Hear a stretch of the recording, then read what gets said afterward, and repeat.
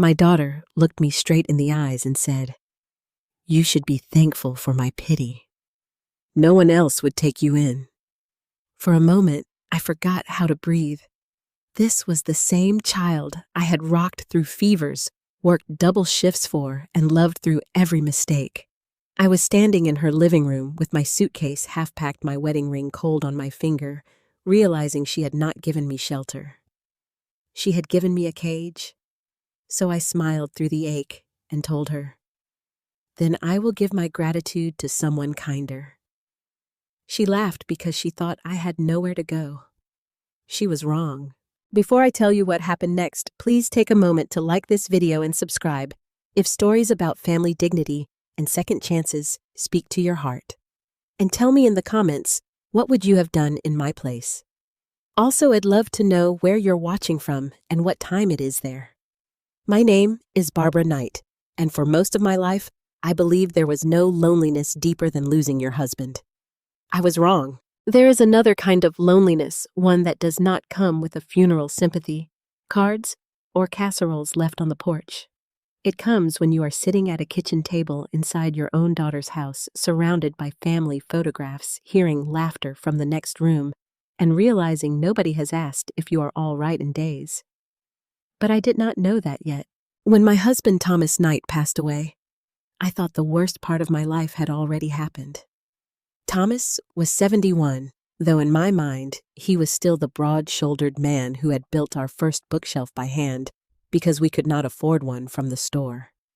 He had been a carpenter for nearly 40 years, the kind of man who measured twice cut once and apologized to a chair if he bumped into it. He smelled like cedar shavings, black coffee, and the peppermint gum he kept in his shirt pocket. Every morning, he would kiss the top of my head before going out to the garage, even after 46 years of marriage. "Morning, Barb," he would say, like the day had not properly begun until I heard his voice. Then, one February morning, his heart simply gave out. There was no dramatic goodbye, no final speech like people have in movies. One moment, I was calling from the kitchen, asking if he wanted scrambled eggs or oatmeal, and the next I heard the sound of his coffee mug hitting the floor. By the time the ambulance pulled away from our little house in Willow Creek, Ohio, the snow had started falling again. I remember standing on the porch in my slippers, my robe hanging open, watching those red lights disappear down the street. I remember thinking that if I could just keep looking at the ambulance, if I did not blink, maybe God would understand I was not ready. But God did not send him back. For the first few weeks after the funeral, people came and went. Neighbors brought food. Ladies from church sent cards. My daughter Jennifer Walker called every evening. She cried with me. She told me I was not alone. She told me family took care of family. "Mom," she said one night, her voice soft and careful, "you can't stay in that house by yourself forever." I looked around as she said it. The house was quiet, except for the ticking wall clock Thomas had fixed twice because I loved it too much to throw away. His reading glasses were still beside his recliner. His work boots still sat by the back door, one leaning slightly against the other, as if they were waiting for his feet. "I don't know where else I'd go," I told her. "You'd come here," Jennifer said immediately. With us, at first, I laughed through my tears because it sounded impossible. Jennifer had her own life in Akron, about 40 minutes away. She had a husband, Brian, a teenage daughter, Madison, a full-time job managing a dental office, and a calendar so full she used 3 different colors just to keep it straight. "I don't want to be in the way," I said. "You wouldn't be in the way," she insisted. "You're my mother." Those words opened something inside me. "You're my mother." After weeks of feeling like a leftover piece of furniture in a house built for 2, those words sounded like a door opening. Jennifer told me she and Brian had already talked about it. Their guest room was small, but it was on the first floor. That would be good for my knees. Madison would love having her grandmother around. I could help in the kitchen if I wanted to, but I would not have to. I could rest, heal, be with family. Mom, Jennifer said, lowering her voice the way she did when she wanted to sound especially gentle. Dad wouldn't want you sitting alone in that house crying into his old shirts. That was the sentence that broke me, because I had been doing exactly that. After the call, I went into the bedroom and opened Thomas's closet. His flannel shirts hung in a neat row, arranged by color, because he always said a man should at least look organized, even if his thoughts were a mess. I pressed my face into the blue one he wore most often and breathed in what little of him remained. Maybe Jennifer was right, I thought. Maybe staying there was not love. Maybe it was punishment. So, over the next 2 months, I made decisions I was not truly ready to make. I called a realtor. I sorted through 46 years of marriage in cardboard boxes. I donated tools Thomas had sharpened with his own hands. I gave away casserole dishes, old lamps, spare linens, and Christmas decorations we had collected since Jennifer was a baby. Every object felt like a small betrayal. The hardest thing to pack was Thomas's wooden memory box. He had made it for me on our 10th anniversary from cherry wood with my initials carved underneath the lid. Inside, I kept our wedding photograph, a few letters he had written before we married, the watch his father gave him, and a sealed envelope he had told me not to open unless I ever felt truly lost. I almost opened it the night before I moved. Instead, I held it against my chest and whispered, "I'm trying, Tom." The house sold faster than I expected. A young couple bought it newly married with a baby on the way. The wife cried when she saw the nursery Jennifer had slept in as a child. I told myself that was a sign. A house that had held love should hold love again. Jennifer came to help me on moving day. She stepped through the rooms with her phone in one hand and a coffee in the other, giving instructions to the movers. She looked polished, as always, in black slacks and a cream sweater, her blonde hair cut neatly at her shoulders. "You're doing the right thing, Mom," she said, glancing around the nearly empty living room. "This place was too much for you." I nodded, though something about her tone made the room feel colder. Brian arrived later with his pickup truck. Brian was polite, but not warm. He sold insurance, and he had the careful smile of a man who was always deciding what something was worth. He hugged me with one arm and said, "We'll get you settled, Barbara." Not Mom, not Barb, Barbara. That was all right, I told myself.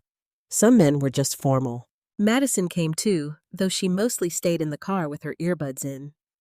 She was 15, then all long limbs, oversized sweatshirts, and moods that changed like Ohio weather. But before we left, she came into the kitchen and found me standing alone by the sink. "Grandma," she said. I turned around. She looked embarrassed, like kindness was something she did not want anyone to catch her doing. Then she wrapped her arms around me and mumbled, "I'm glad you're coming." That little sentence carried me all the way to Akron. Jennifer and Brian's house was larger than mine had been.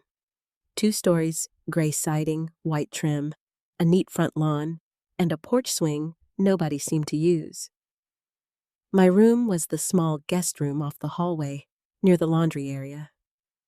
Jennifer had placed a vase of artificial tulips on the dresser and bought new sheets with tiny blue flowers on them.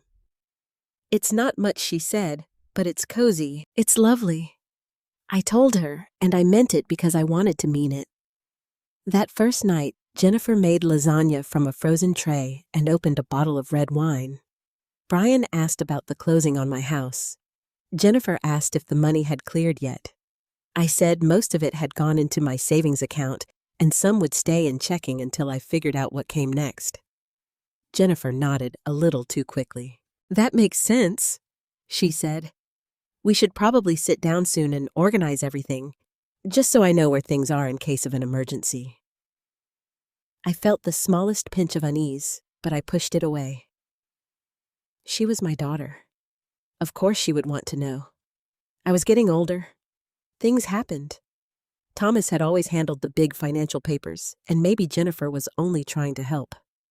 Brian wiped his mouth with a napkin and asked, "Did Thomas leave any life insurance?" The table went quiet for half a second. Jennifer shot him a look, then smiled at me. Brian just means we want to make sure you're comfortable. I told them Thomas had left a modest policy, nothing grand, but enough that I would not have to worry if I was careful. Brian nodded slowly the way men do when numbers are moving behind their eyes. Madison changed the subject by asking if I still made peach cobbler. I smiled at her. Only the best in Summit County, she grinned. Then I'm glad you moved in. For a while, that was the moment I chose to remember. Not Brian asking about insurance. Not Jennifer asking about the house money. Not the way my daughter's eyes seemed to sharpen whenever I mentioned a bank account. I chose Madison's smile. I chose the blue-flowered sheets. I chose the thought of not waking up alone. That is something people do not always understand about women my age. We do not ignore warning signs because we are foolish. Sometimes we ignore them because the truth would cost us the last place we thought we belonged. So I unpacked my clothes into the dresser. I placed Thomas's photograph on the nightstand. I set his wooden box in the bottom drawer wrapped in a sweater. Then I sat on the edge of the bed and listened to the unfamiliar sounds of my daughter's house, the hum of the dryer, Brian's television upstairs, Madison laughing at something on her phone, Jennifer closing cabinet doors in the kitchen. It was not home. Not yet. But I folded my hands in my lap and told myself it could become home. I told myself Jennifer had opened her door because she loved me. I told myself family took care of family. And for the last time in my life, I mistook being needed for being cherished. For the first few weeks in Jennifer's house, I tried very hard to be grateful. That is what women of my generation were taught to do. When someone gives you a roof, you do not complain about the size of the room. When your grown child says, "Come live with me," you do not ask if the invitation has strings tied around it. You fold your nightgowns neatly in the dresser. You put your medicines in the bathroom cabinet. You smile at every small kindness like it is proof you are still loved. So I smiled. I smiled when Jennifer showed me the little guest room near the laundry area and said, "It's convenient for you, Mom. No stairs." I smiled when Brian moved my suitcase inside and said, "We'll make this work." I smiled when Madison poked her head in the door and said, "Grandma, you can use my old blanket if you get cold." That one was real. I could feel it. Madison still had softness in her then. She was 15, but sometimes I could still see the little girl who used to run into my arms with sticky fingers and ask for just one more cookie before Mom finds out. I told myself that was enough. The first morning I woke before everyone else. Old habits do not die just because your husband does. Thomas had always liked coffee at 6 breakfast at 6:30, and the morning paper folded beside his plate. So, at 6, I was standing in Jennifer's kitchen, unsure where she kept the filters. The house was quiet, too clean, too polished. Jennifer's kitchen had white cabinets, gray counters, and stainless steel appliances that beeped at me like I was trespassing. I found the coffee after opening 3 cabinets. When Jennifer came downstairs in her robe, she stopped in the doorway. "Oh," she said, "you made coffee. I hope that's all right." Her face softened. "Of course it is. That's sweet." That word warmed me more than it should have. Sweet. By the end of that week, I was making coffee every morning. By the end of the second week, I was unloading the dishwasher. By the third, I was making Madison's breakfast, because Jennifer said mornings were absolute chaos. "It's only cereal and toast," Jennifer told me one Thursday, grabbing her purse. "Would you mind?" "No, honey," I said. "I don't mind." And I did not. Not then. I liked being useful. I liked hearing Madison shuffle into the kitchen and say, "Morning, Grandma," her hair falling into her face, her backpack hanging off one shoulder. I liked packing her a peanut butter sandwich when she forgot lunch money. I liked feeling, even for a few minutes, that there was a reason for me to be there. Then the favors became expectations. Jennifer stopped asking, "Would you mind?" She started saying, "Mom, Madison needs to be at school by 7:30. Or Mom, I left laundry in the dryer. Or Mom, can you start dinner?" Nothing complicated. At first I told myself that was family life. Families helped each other.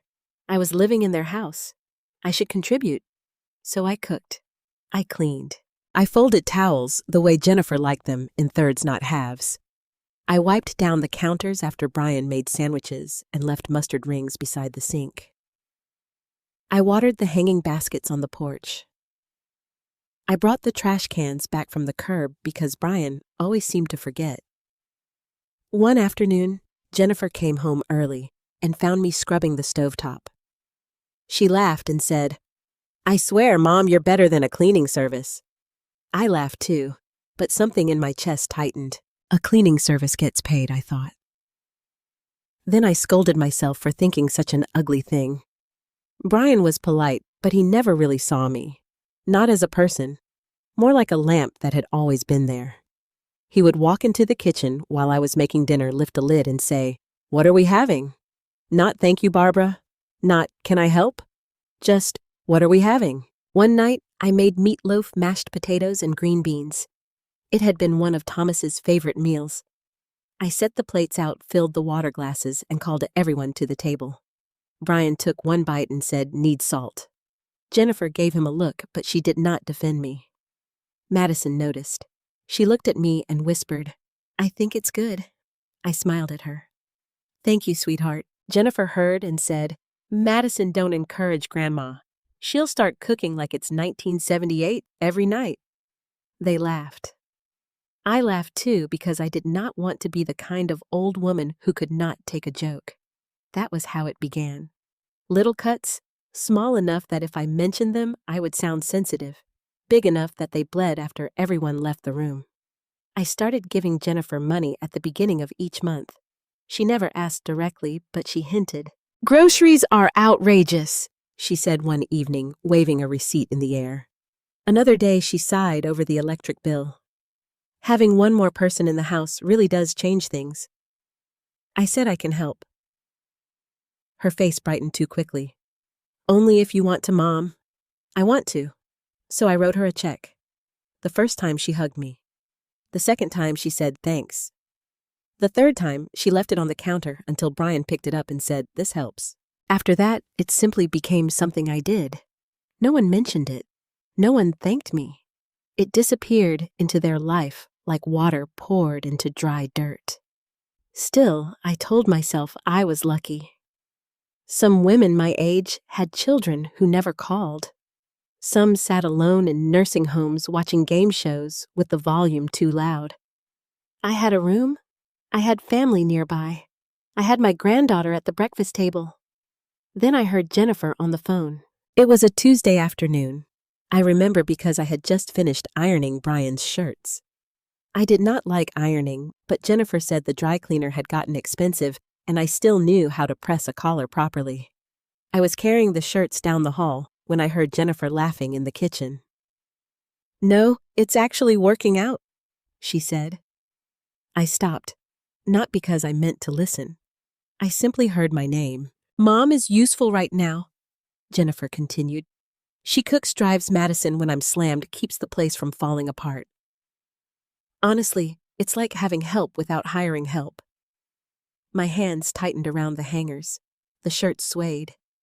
Then Jennifer lowered her voice, but not enough. "Brian says we need to talk to her about the money soon."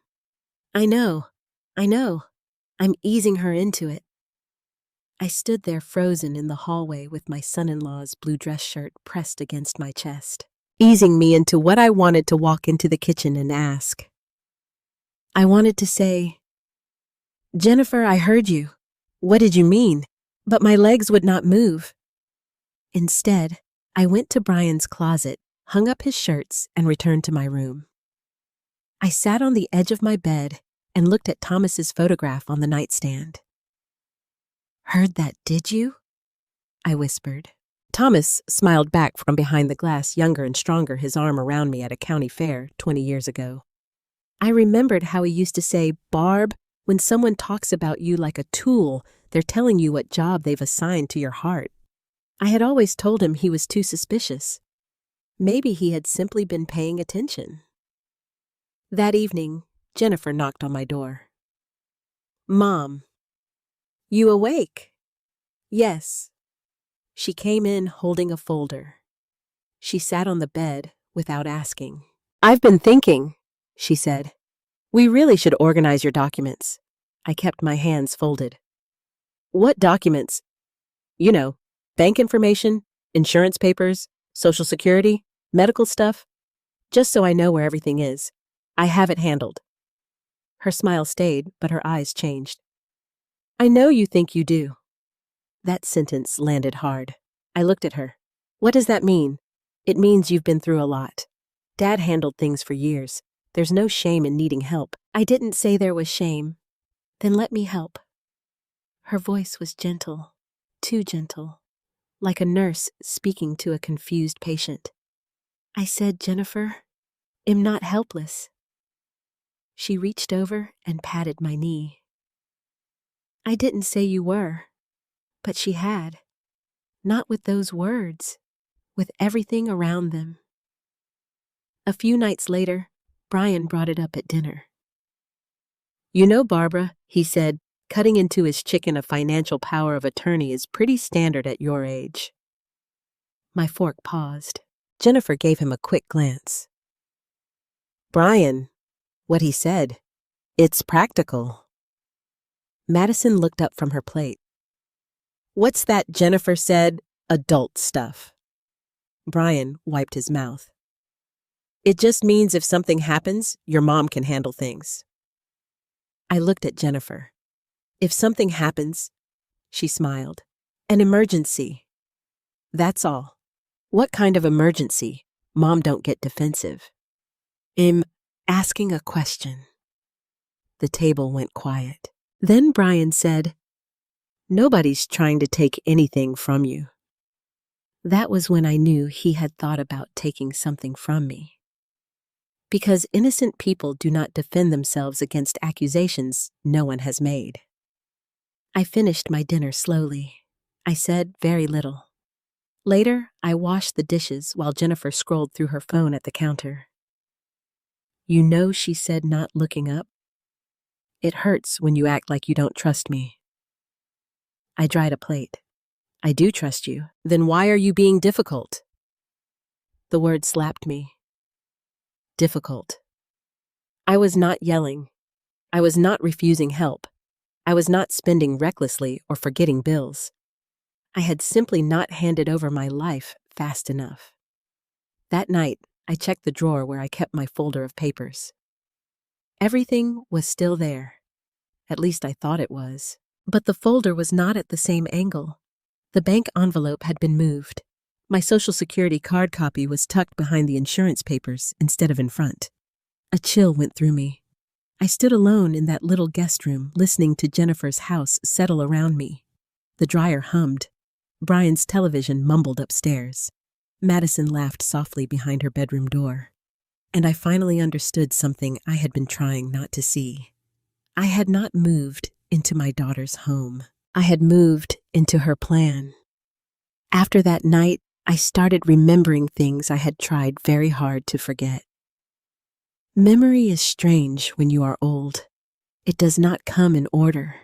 It comes in flashes. A small sound, a smell, a sentence.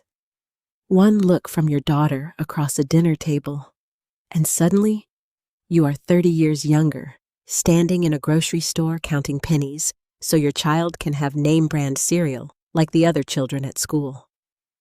Jennifer had not always been hard. That was what made everything hurt so much. When she was little, she had soft brown curls and a gap between her front teeth. She used to follow Thomas around the garage wearing his safety goggles, asking him if she could help build something important. He would hand her a scrap piece of wood and a pencil and say, "Every good builder starts with a plan, Jenny." She would draw crooked houses with heart-shaped windows. I kept every one of those drawings in a folder for years. Back then, our life was not fancy, but it was honest. Thomas worked as a carpenter. I worked part-time at the Willow Creek Public Library. We lived in a small yellow house with a narrow driveway, a vegetable garden in the back, and a maple tree that turned bright orange every October. Money was always tight. Not desperate, but tight enough that I knew the price of milk at 3 different stores. Tight enough that Thomas patched his work boots twice before buying new ones. Tight enough that I learned how to make 1 chicken last 3 meals. But Jennifer never felt poor. At least, I did not think she did. Thomas and I made sure of that. When she wanted piano lessons, I took extra evening shifts at the library. I shelved books until my back ached. I smiled at people who complained about late fees. I cleaned the children's reading room after toddlers left crackers crushed into the carpet. When Jennifer needed braces, Thomas built custom cabinets on weekends. He came home with sawdust in his eyebrows and his hands cracked from cold weather, but he never complained. She'll smile without hiding her teeth, he told me. That's worth a few Saturdays. When she got into college, the tuition number almost knocked the breath out of me. I remember sitting at the kitchen table with the papers spread out, my calculator beside me, my coffee gone cold. "We can make it work," I said. Thomas looked at me over his glasses. "Barb, making it work is what you say when the washing machine breaks. This is more than that. She earned this. I know, she deserves a chance." He sighed. Not because he did not love her, because he did. That was the thing about Thomas. He loved with his eyes open. I loved with mine squeezed shut. We canceled our 25th anniversary trip to Maine. I had dreamed of seeing the lighthouses. Thomas had already circled places in a travel brochure. Instead, we sent the deposit money to Jennifer's college housing office. Jennifer called that night and said, "Thanks, Mom. I really appreciate it." Then someone laughed in the background and she said, "I have to go." The call lasted less than 2 minutes. I cried after hanging up. Not because she was ungrateful, I told myself. Because I missed her. Thomas sat beside me and rubbed my shoulder. "Barb," he said quietly, "sometimes when you give a child everything, they start believing everything is what they are owed." I pulled away. "Don't say that about her. I'm not saying she's bad. She's young. I know. She'll understand one day." Thomas looked toward the dark window over the sink. "I hope so." That was one of the few things we ever argued about. I thought he was too hard on Jennifer. He thought I rescued her too quickly. If she forgot Mother's Day, I said she was busy. If she borrowed money and paid back only half, I said she probably forgot. If she snapped at me on the phone, I said she was stressed. Thomas would listen jaw tight, then say, "A reason is not always an excuse." I hated that sentence, because deep down, I knew he was right. Years later, when Jennifer married Brian Walker, Thomas tried to like him. He really did. Brian was clean-cut, ambitious, and polite in front of the right people. He sold insurance and talked about building a future as if life were a sales presentation. At the wedding reception, Brian shook Thomas's hand and said, "Don't worry, sir. I'll take good care of her." Thomas smiled, but later, while we were folding tablecloths, he said, "That boy looks at people like price tags." I laughed. "You say that about every salesman." "No," he said, "just the ones who think kindness is a weakness." I wish I had listened more. But mothers are stubborn when it comes to daughters. We can forgive 1,000 little wounds because we remember the first time they reached for us. We remember tiny fingers around our thumb. We remember fevered foreheads. We remember school plays and lost teeth and nightmares chased away with warm milk. We remember the child. Sometimes we refuse to see the adult. After Thomas got sick, the truth became harder to avoid. His heart trouble began slowly. Shortness of breath, swollen ankles, fatigue he tried to hide. Then came doctor visits, prescriptions, hospital stays, and the awful new rhythm of waiting rooms. Jennifer visited when she could. That was what I told people. "She has work," I said. "She has Madison. Akron traffic is terrible," she calls. But the truth was, she came less often than I hoped. And when she did come, she checked her phone. She asked practical questions. She wanted to know whether we had updated our wills, whether Thomas's life insurance was current, whether I knew how to access the online banking. Thomas noticed. One evening, after Jennifer left, he sat in his recliner with a blanket over his legs. "She asked about the accounts again," he said. "She's worried. She's counting. Thomas," he looked at me with tired eyes. "Barb, I love that girl, but I know what I heard." I turned away because I could not bear it. During those months, someone else started appearing at our door more than our own daughter did. Her name was Claire Bennett. Claire lived next door in the little blue house with white shutters. She was 36, a nurse at the community hospital, unmarried, and always carrying more groceries than one person needed. She had moved in 2 years before Thomas got sick. At first, we only waved across the yard. Then one winter, Thomas slipped on the icy steps, and Claire came running before I even reached the door. After that, she became part of our life in quiet ways. She brought soup after Thomas's appointments. She picked up prescriptions when snow made the roads bad. She sat with him one afternoon so I could go to the dentist. She never made a production of it. "I'm heading that way anyway," she would say. Or, "I made too much." Or, "Hospital gave us extra education pamphlets. Thought you might want them." Thomas liked her. That mattered. He did not trust easily, but Claire earned it. She spoke to him like a man, not a patient. She asked about his carpentry. She listened to his stories. Once, when he was embarrassed because he needed help standing from his chair, Claire said, "Mr. Knight, bodies get tired. That doesn't make the person inside smaller." I watched his face change when she said that. Dignity. She gave him that. Near the end, Claire came over one evening with chicken noodle soup and a small bunch of grocery store daisies. Thomas was asleep in the bedroom. I was at the kitchen sink rinsing a mug, trying not to cry. Claire set the flowers down and asked Barbara, "Are you eating?" I said. "I had toast." "That is not dinner. I'm not hungry." She did not argue. She warmed the soup, put it in a bowl, and sat across from me until I picked up the spoon. Then she asked something no one else had asked. "Are you scared?" I looked at her, and my whole face crumpled. "Yes," I whispered. She reached across the table and took my hand. Not like she pitied me, like she was willing to sit inside the fear with me. After Thomas died, Claire kept calling.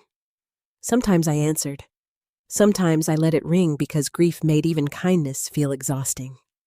When I moved in with Jennifer, Claire helped me pack the kitchen. She wrapped plates in newspaper and labeled boxes with her neat nurse handwriting. Before she left that day, she hugged me longer than usual. "Call me," she said. "I will. I mean it, Barbara. I know." Then she looked straight into my eyes.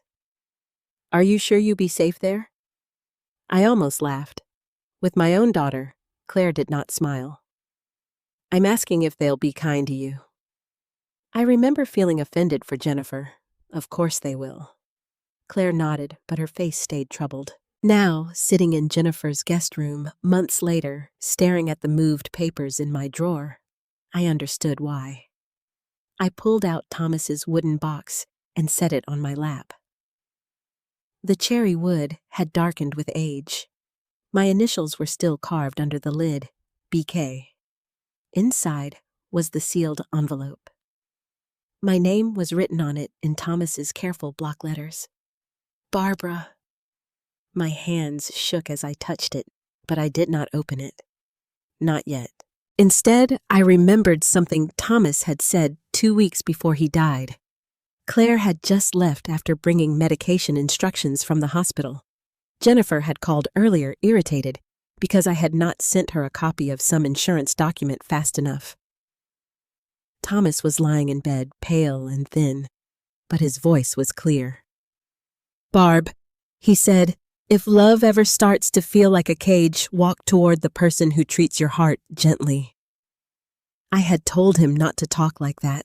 He had squeezed my hand. "I'm not talking about dying," he said. "I'm talking about you living." At the time, I thought grief made him dramatic. Now I wondered if love had made him prophetic.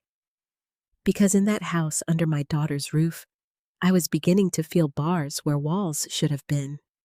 And somewhere across town, Claire Bennett was still calling, still asking, still waiting for me to tell the truth. The dinner party happened on a Saturday in late April. I remember the date because the tulips in Jennifer's front yard had just opened bright red against the gray mulch. Thomas used to say tulips were brave flowers. They came up while the air was still cold, trusting spring before spring had proved itself. That morning, I stood at the kitchen window looking at those tulips and told myself to be brave too. Jennifer had invited people over for what she called a casual family dinner. Casual in Jennifer's language meant the house had to look unlanguage, meant the house had to look untouched by actual living. She had been tense since breakfast, moving through the rooms with a laundry basket in one hand and irritation in her voice. "Mom, can you dust the living room?" "Mo, can you wipe down the guest bathroom, touched by actual living?" She had been tense since breakfast, moving through the rooms with a laundry basket in one hand and irritation in her voice. "Mom, can you dust the living room? Mom, can you wipe down the guest bathroom? Mom, don't use the old serving platter. Use the white one from the cabinet." I said yes to all of it, not because I was weak, because I still believed peace could be earned if I worked hard enough for it. The guests were coming at 6. Jennifer's friend, Paula Reed, would be there. So would the neighbors from across the street, a couple named Tom and Ellen Price. Brian had invited a coworker for drinks before dinner, though the man canceled at the last minute. And Jennifer had also invited Linda Harper Thomas's younger sister. That surprised me. Aunt Linda, as Jennifer called her, had not visited since Thomas's funeral. She lived outside Columbus, and age had slowed her down, but her mind was still sharp enough to cut paper. Linda had loved Thomas fiercely. I knew she loved Jennifer too, but she had never been fooled by charm. When Jennifer told me Linda was coming, I felt nervous and relieved. Maybe I thought someone from Thomas's side of the family would see me, really see me. I decided to cook Thomas's roast chicken.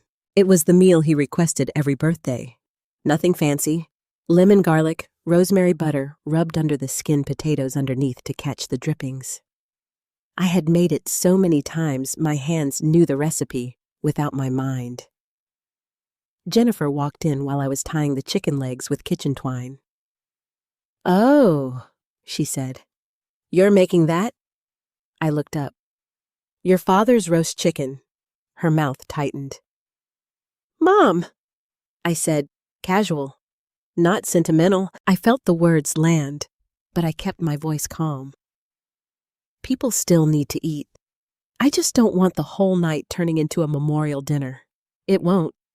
She sighed. "Okay, just don't tell the story about Dad burning the first one. You've told it 100 times.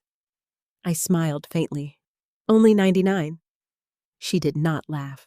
By 5:30, the house smelled like rosemary and roasted potatoes. For one brief moment, I closed my eyes and could almost imagine Thomas walking in, sniffing the air, saying, "Well, Barb, if heaven smells better than this, I'll be surprised." The memory almost broke me. Then Jennifer snapped, "Mom, the doorbell!" I wiped my hands on a towel and went to answer. Linda stood on the porch in a navy coat, her white hair tucked neatly under a scarf. She held a pie carrier in both hands. "Barbara," she said, "just my name." But there was warmth in it. She hugged me, and for 1 second, I let myself lean into her. "You're thinner," she whispered. I pulled back quickly. "You brought pie, and you avoided the question."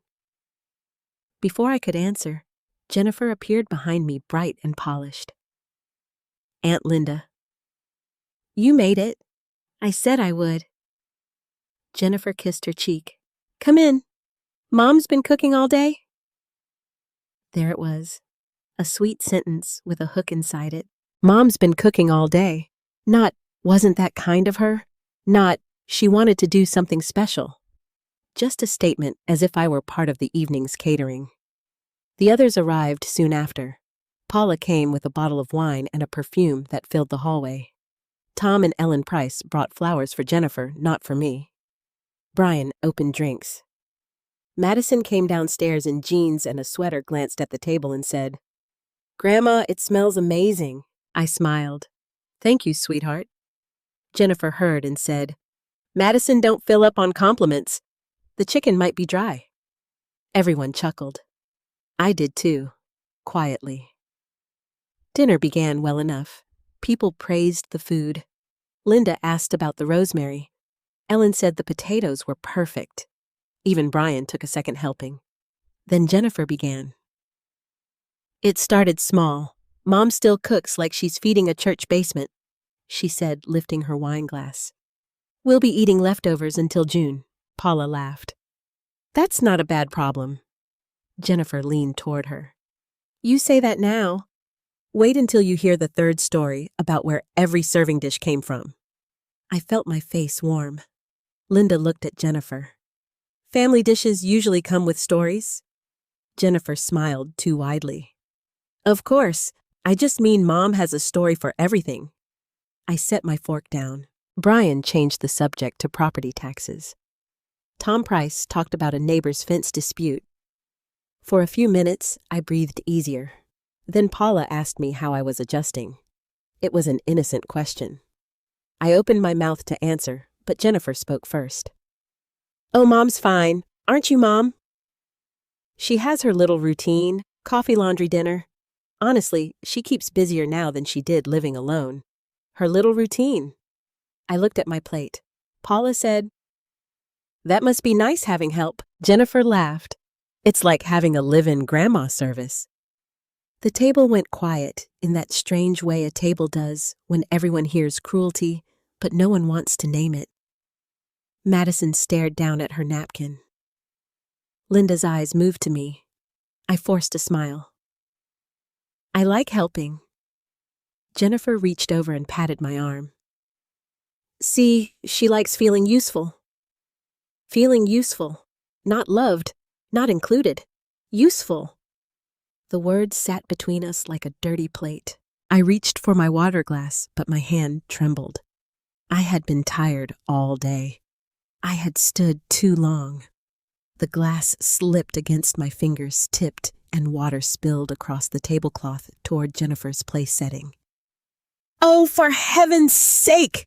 Jennifer snapped. I froze. It was only water. Clear water spreading toward the breadbasket. "I'm sorry," I said, quickly reaching for my napkin. Jennifer stood her chair, scraping the floor. "Mom, please, just sit still before you make another mess." Nobody laughed then. Not even Brian. My chest tightened so sharply I thought I might be sick. I could feel every eye on me. I could hear the old clock in the hallway ticking. I could smell the rosemary suddenly too strong. Linda said, "Jennifer."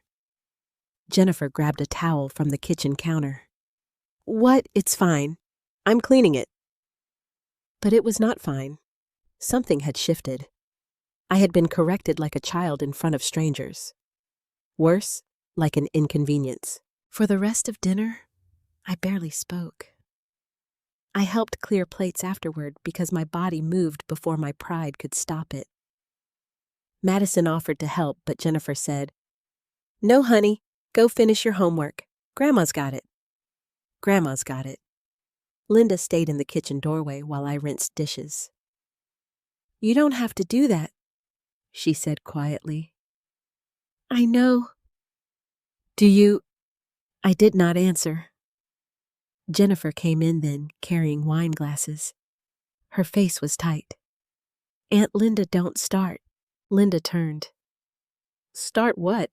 Mom is fine." Linda looked at me. "Barbara can answer for herself." Jennifer's smile disappeared for half a second. Then it came back colder. Of course she can. After the guests left, I thought the night was over. It was not. I was wiping down the stove when I heard voices from Brian's office. The door was not fully closed. I did not mean to listen, but then I heard my name. Again. Brian sounded angry but controlled. "We can't keep waiting, Jen." Jennifer said, "I know." "No, I don't think you do. The mortgage is behind. The cards are almost maxed. If your mother has that house money sitting in savings, it's stupid not to use it." My hand stopped moving over the stove. Jennifer lowered her voice. "She won't just hand it over." "Then get the power of attorney done." I tried. "Try harder." There was a pause. Then Jennifer said something I have never forgotten. "Mom is soft. She's scared of being alone. If I push the right way, she'll do it." I stood there in the kitchen with a sponge in my hand and felt the last warm part of the evening die. Brian muttered, "You said moving her in would solve things." "It will. When she understands she needs us more than we need her." I gripped the counter. For weeks, I had wondered if I was imagining things. If grief had made me sensitive. If age had made me suspicious. If loneliness had twisted innocent comments into threats. Now I knew. My daughter had not opened her home. She had set a trap with a guest room inside it.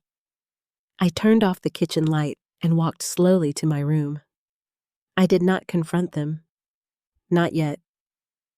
A woman learns after enough years that truth revealed too soon can be buried under excuses.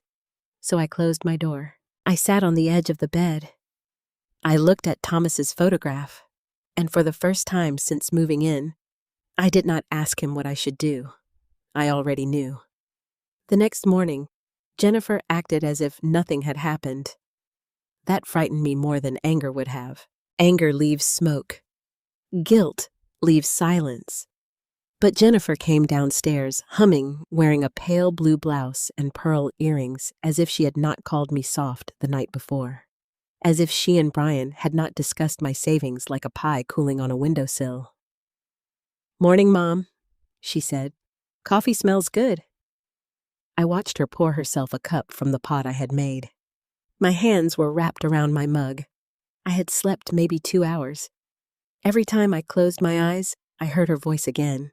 If I push the right way, she'll do it. I wanted to ask, "What way, Jennifer? Which part of my heart are you planning to press?" Instead, I said, "Morning." She looked at me for half a second. "You okay?" "Yes." "You seem quiet." "I'm tired." "Well," she said lightly, "after that big dinner we all are." That was all. No apology for humiliating me. No mention of the spilled water. No worry that Aunt Linda had seen too much. Jennifer simply moved on, which told me she had not lost sleep over what she had done. People who hurt you by accident look back. People who use you look ahead. By Monday, she had a new plan. "I'm taking the morning off Wednesday," she said while I folded towels in the laundry room. I looked up. "For what?" "To take you to the bank." My fingers stopped on the towel. "The bank?" "Yes.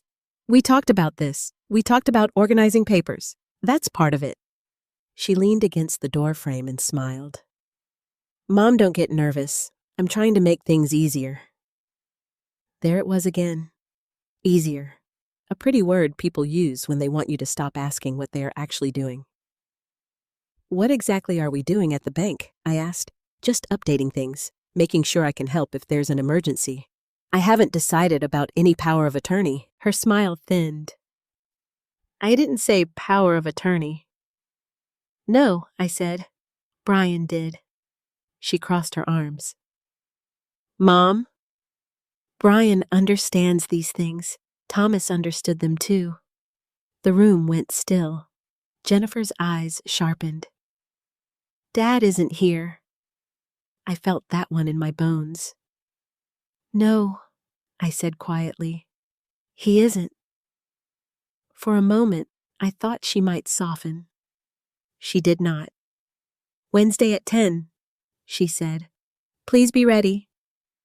Then she walked away. I stood there, holding a half-folded towel, listening to her heels click down the hall. My heart was beating too fast. That night, I took out my folder again. Bank statements, insurance papers, Social Security documents, the life insurance letter from Thomas's policy. Everything looked present, but I no longer trusted my own eyes. I made a small list on the back of an envelope. Do not sign anything. Ask questions. Read every page. Call Claire if afraid. I folded the envelope and tucked it inside my purse. On Wednesday morning, Jennifer drove me to First National Bank in downtown Akron. The sky was low and gray. Rain tapped against the windshield. Jennifer kept the radio on some morning show with people laughing too loudly. She did not talk much. That was how I knew she was nervous. Jennifer talked when she wanted control. Silence meant she was concentrating. At the bank, she parked near the front door and said, "Let me handle most of the talking." I looked at her. "Why?" "Because you get overwhelmed. I do." She gave a soft laugh. "Mom, don't start." At the bank, she parked near the front door and said, "Let me handle most of the talking." I looked at her. "Why?" "Because you get overwhelmed." "I do." She gave a soft laugh. "Mom, don't start." "I'm not starting anything. You know what I mean?" "No," I thought. "I finally do." Inside the bank smelled like carpet cleaner and coffee. A young teller directed us to a glass-walled office where a man in a navy suit stood to greet us. "Mrs. Knight," he said. "I'm Alan Peterson." I shook his hand. Jennifer stepped forward before I could speak. "I'm her daughter, Jennifer Walker. We spoke on the phone." Alan nodded. "Yes, of course. Please, have a seat." We sat across from his desk. Jennifer placed a folder in front of him.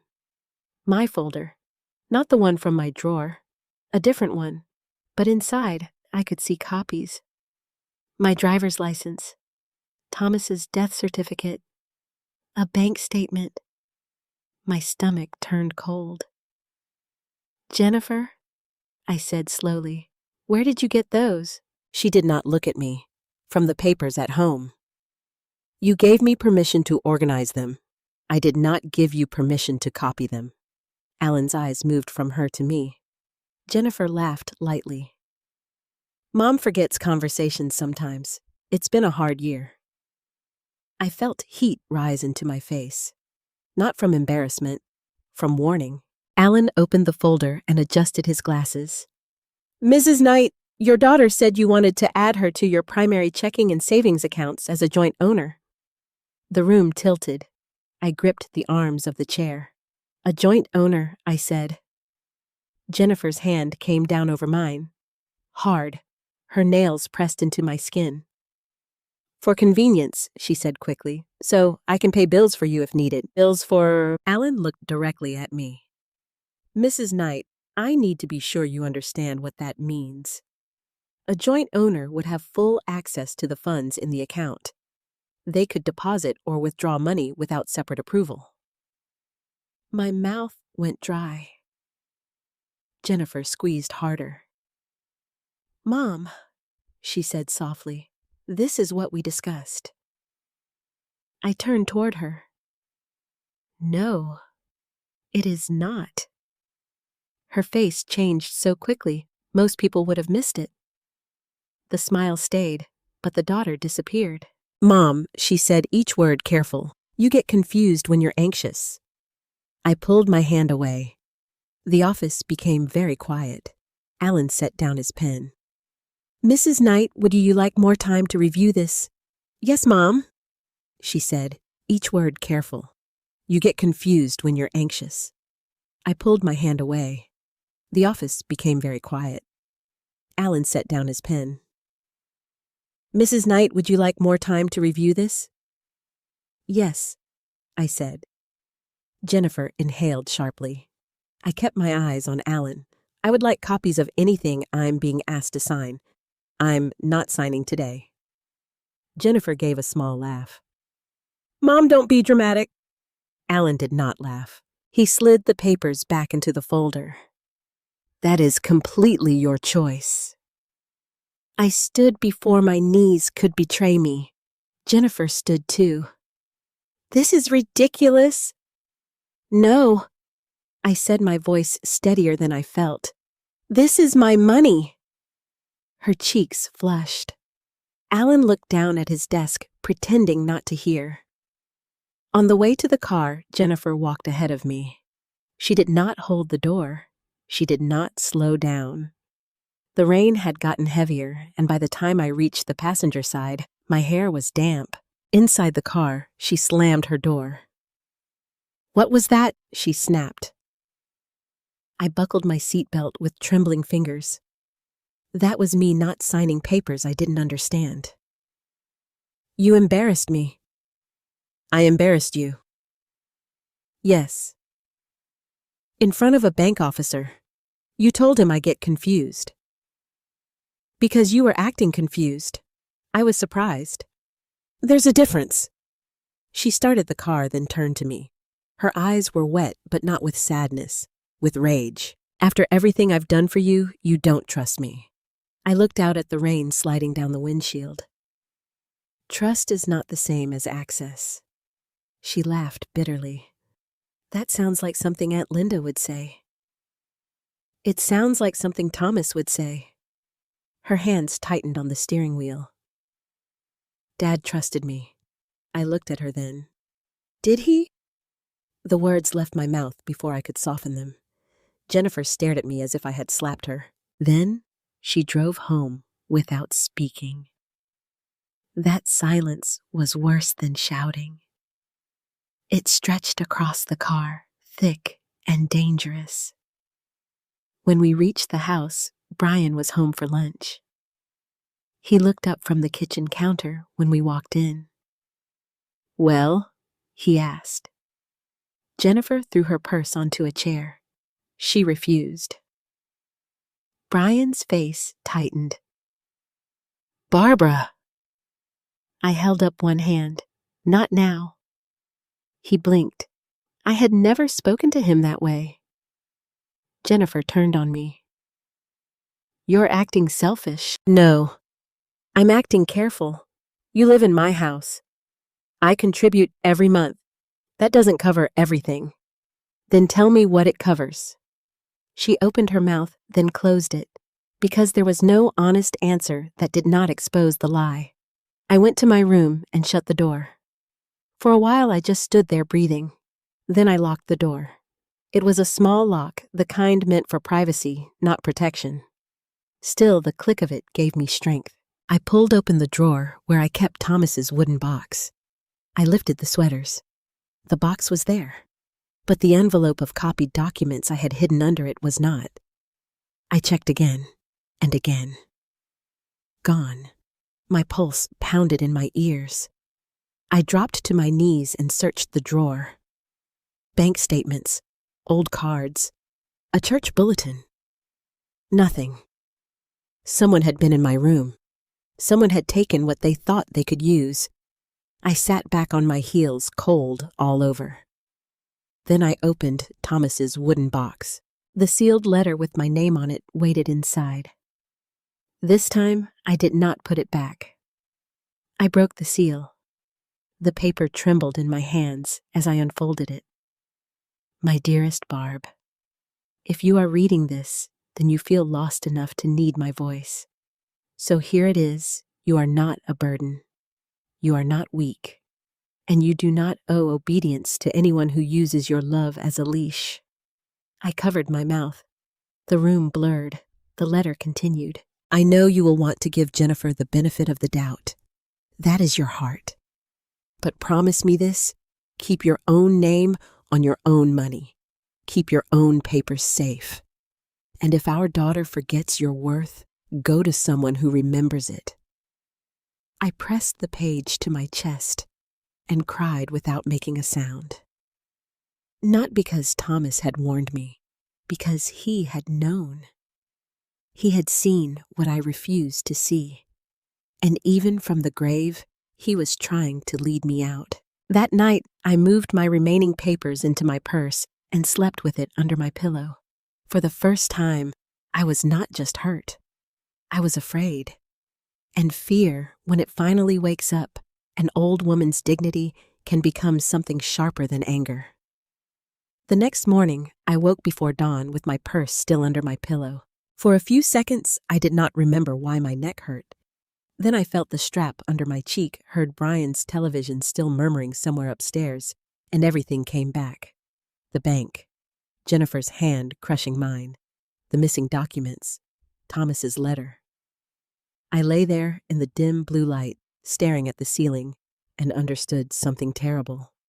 I was afraid to leave my room, not because anyone had hit me, not because anyone had threatened me with a raised hand. Fear does not always arrive wearing boots. Sometimes it comes in a daughter's soft voice saying, "Mom gets confused sometimes." Sometimes it comes in a copied bank statement. Sometimes it comes in the sound of your own bedroom drawer, sliding open when you were not there.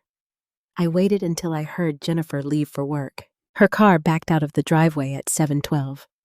I knew because I stood behind the curtain and watched the red taillights disappear through the morning fog. Brian left 20 minutes later. Madison went to school after that, her backpack hanging off one shoulder, earbuds in. She did not see me watching from the hallway. When the house was finally empty, I sat on the edge of my bed and took out my phone.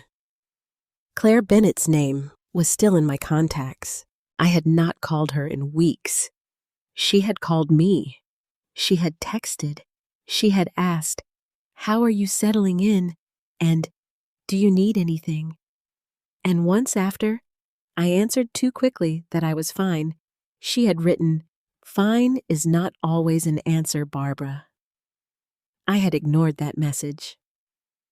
Pride is a strange thing. It can keep a woman standing, but it can also keep her trapped. My thumb hovered over her name. I thought of Jennifer saying, "You live in my house." I thought of Brian asking, "Well," I thought of Thomas's letter. "If our daughter forgets your worth, go to someone who remembers it." So, I pressed call. Claire answered on the second ring. "Barbara." Just my name, but I heard the concern inside it. "Hi, Claire." There was a pause. "Are you all right?" I meant to say yes. The word would not come. Instead, I said, "Would you have time for coffee?" Her voice changed. It became calm in that nurse way, steady but alert. "Of course. When?" "Today, if you're not working. I'm off until 3. Where are you?" "At Jennifer's. Can you get out safely?" That question made my throat close. Safely, not conveniently, not easily. Safely. "Yes," I whispered. "I think so." "Maple Street Diner," she said. "Half an hour I can drive." "I know you can. I'll meet you there." Before we hung up, she said, "Barbara." "Yes, bring your important papers if you can." I looked at my purse. "I will." The Maple Street Diner sat between a laundromat and a pharmacy on an old road in Akron. Thomas and I had eaten there twice after his cardiology appointments. He said their coffee could remove paint, but their pancakes were worth forgiving it. When I walked in, the bell over the door jingled. Claire was already in a booth near the back. She stood when she saw me. She did not rush me. She did not make a scene. She simply opened her arms. That was all it took. I stepped into her hug and almost fell apart. "I'm sorry," I said against her shoulder. "Don't apologize. I don't know why I'm crying." "Yes, you do." We sat down. A waitress poured coffee. I wrapped both hands around the mug but did not drink. Claire looked at me carefully. She had kind eyes, but they were not soft in a foolish way. Claire had seen pain for a living. She knew when a person was hiding bruises no one could photograph. Tell me, she said. I shook my head. It's embarrassing. What is? I'm 68 years old. I should know how to handle my own daughter. Claire did not blink. Being older doesn't make betrayal hurt less. I stared into the coffee. For a few minutes, I tried to explain it gently. I said Jennifer was stressed. I said Brian was worried about money. I said maybe I had misunderstood some things. I said grief had made me sensitive. Claire listened. Then she asked one question. Barbara, did she try to get access to your money? I closed my eyes. And there it was. The truth. Yes. The word came out so small, I barely heard it. Claire reached across the table and laid her hand near mine, not on top of it. She gave me the choice. I took her hand. Then I told her everything. I told her about the dinner party and Jennifer calling me a live-in grandma service. I told her about the water glass and the way my daughter had ordered me to sit still. I told her about hearing Jennifer and Brian in the office. I told her about the bank. I told her Alan Peterson had asked if I understood Jennifer would become a joint owner. Claire's jaw tightened, but she stayed quiet. I told her about the copied documents. That was when she stopped me. She copied your documents without your clear permission. Yes. Your social security information. I think so. Bank statement. Yes. Death certificate. I nodded. Claire leaned back slowly. Barbara, that. Claire leaned back slowly. Barbara, that is not normal help. I know. Do you? I looked down. She said it gently, but the question struck deep. Did I know? Or was I still standing at the edge of the truth, hoping someone would offer me a prettier version? I don't want to accuse my daughter, I said. You don't have to accuse her to protect yourself. She'll say I'm betraying her. Claire's voice stayed calm. Being your daughter does not give her the right to frighten you. I looked at her then. No one had said it that clearly before. Frighten. That was the word I had been avoiding. Not disappoint, not upset, not pressure. Frighten. I was frightened in my own daughter's house. The waitress came by and asked if we wanted food. Claire ordered toast for me before I could refuse. You need to eat, she said after the waitress left. I almost smiled. You sound like Thomas. Her face softened at his name. He worried about you. My chest tightened. I know. No, Claire said. I mean, near the end. He asked me something. I went still. What did he ask? Claire folded her hands on the table. He asked me to check on you after he was gone. The diner noise seemed to fade. What? He said you would insist you were fine even when you weren't. He said you loved Jennifer so much, you might let her take more than she should. I looked away. Tears burned my eyes. Claire continued. He wasn't trying to turn me against her. He loved her, but he was afraid money would bring out something ugly. I pressed a napkin to my mouth. Thomas, even dying, he had been watching the road ahead for me. What exactly did he say? I asked. Claire hesitated. Please. She nodded slowly. He said, if Barbara ever sounds small, don't believe her when she says she's all right. That broke me. Not loudly, not dramatically. I simply bent forward and the tears came hot and silent. Claire moved to my side of the booth and sat beside me until I could breathe again. For the first time in months, I did not feel foolish for crying. I felt witnessed. When the toast came, Claire pushed the plate toward me. Eat a little, she said. Then we make a plan. A plan? Yes, I don't want police. I didn't say police. I don't want Jennifer arrested. I know. She's still my daughter. Claire nodded. And you are still a person. I picked up a corner of toast, though I had no appetite. Claire took a pen from her bag and wrote names on a napkin. There's an elder law attorney in Akron, Daniel Brooks. He helps people with power of attorney estate documents, financial pressure from family. I trust him. The word elder made me flinch. Claire noticed. This isn't about making you helpless. It's about keeping other people from pretending you are. I swallowed. She wrote another number. This is a senior support organization. You don't have to call today, but keep it. I feel ashamed, I admitted. Shame belongs to the person doing the harm. That sounded simple. It was not. Shame had already moved into my chest and unpacked its bags.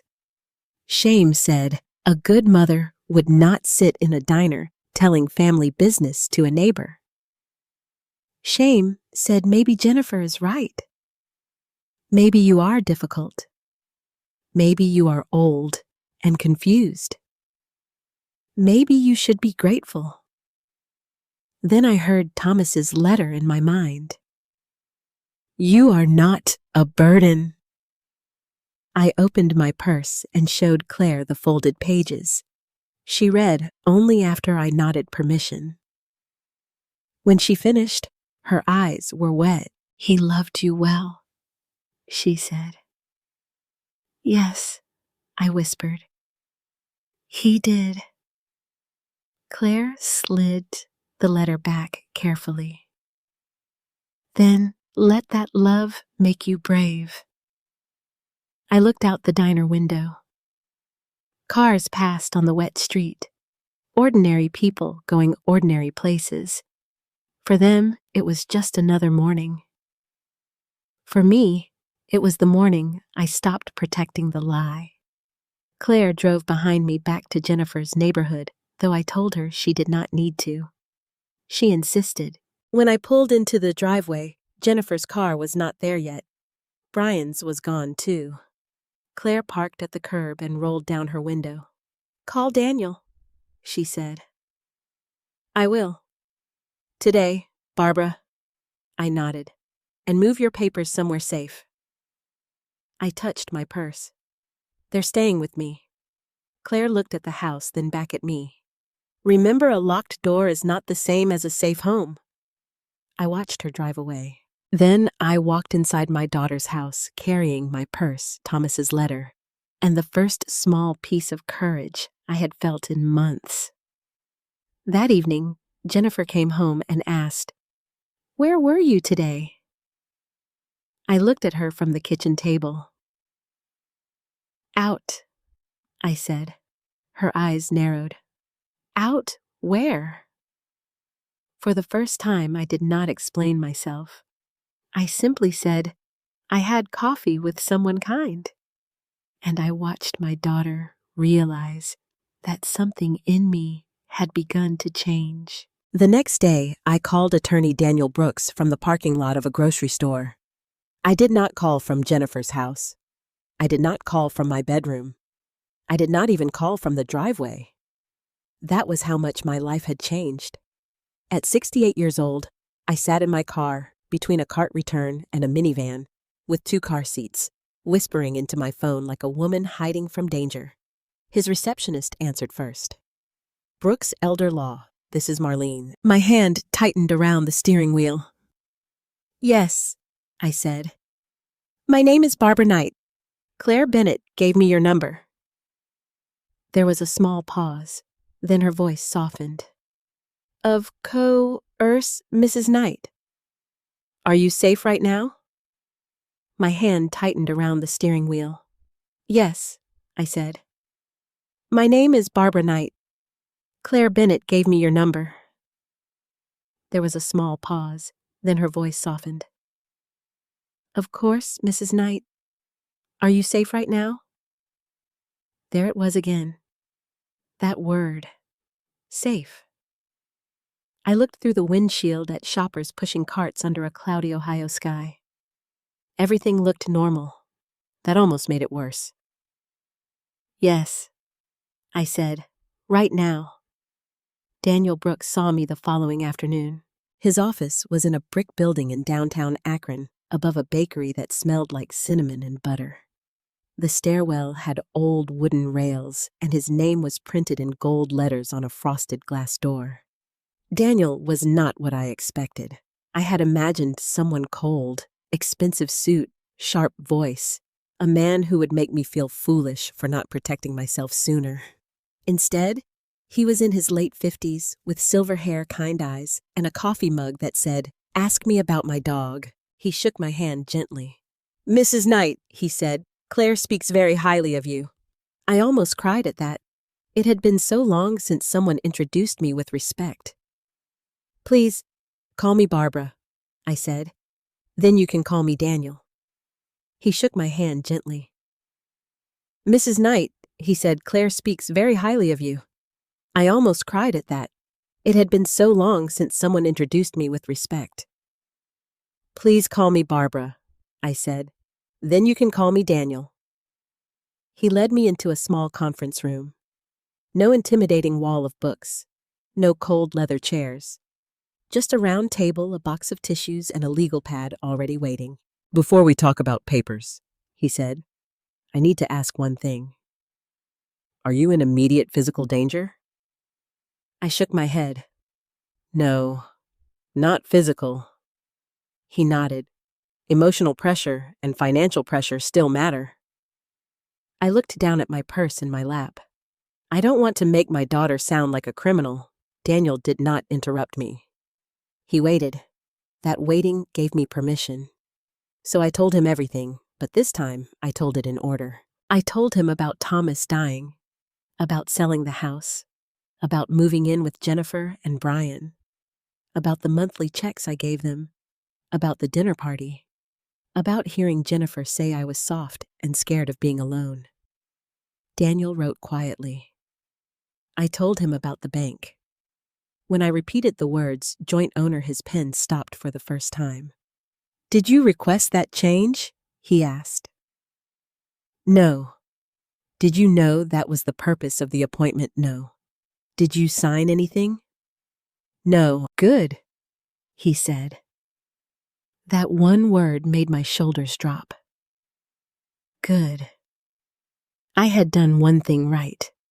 Then I told him about the copied papers, the missing documents, and Jennifer telling the banker I got confused.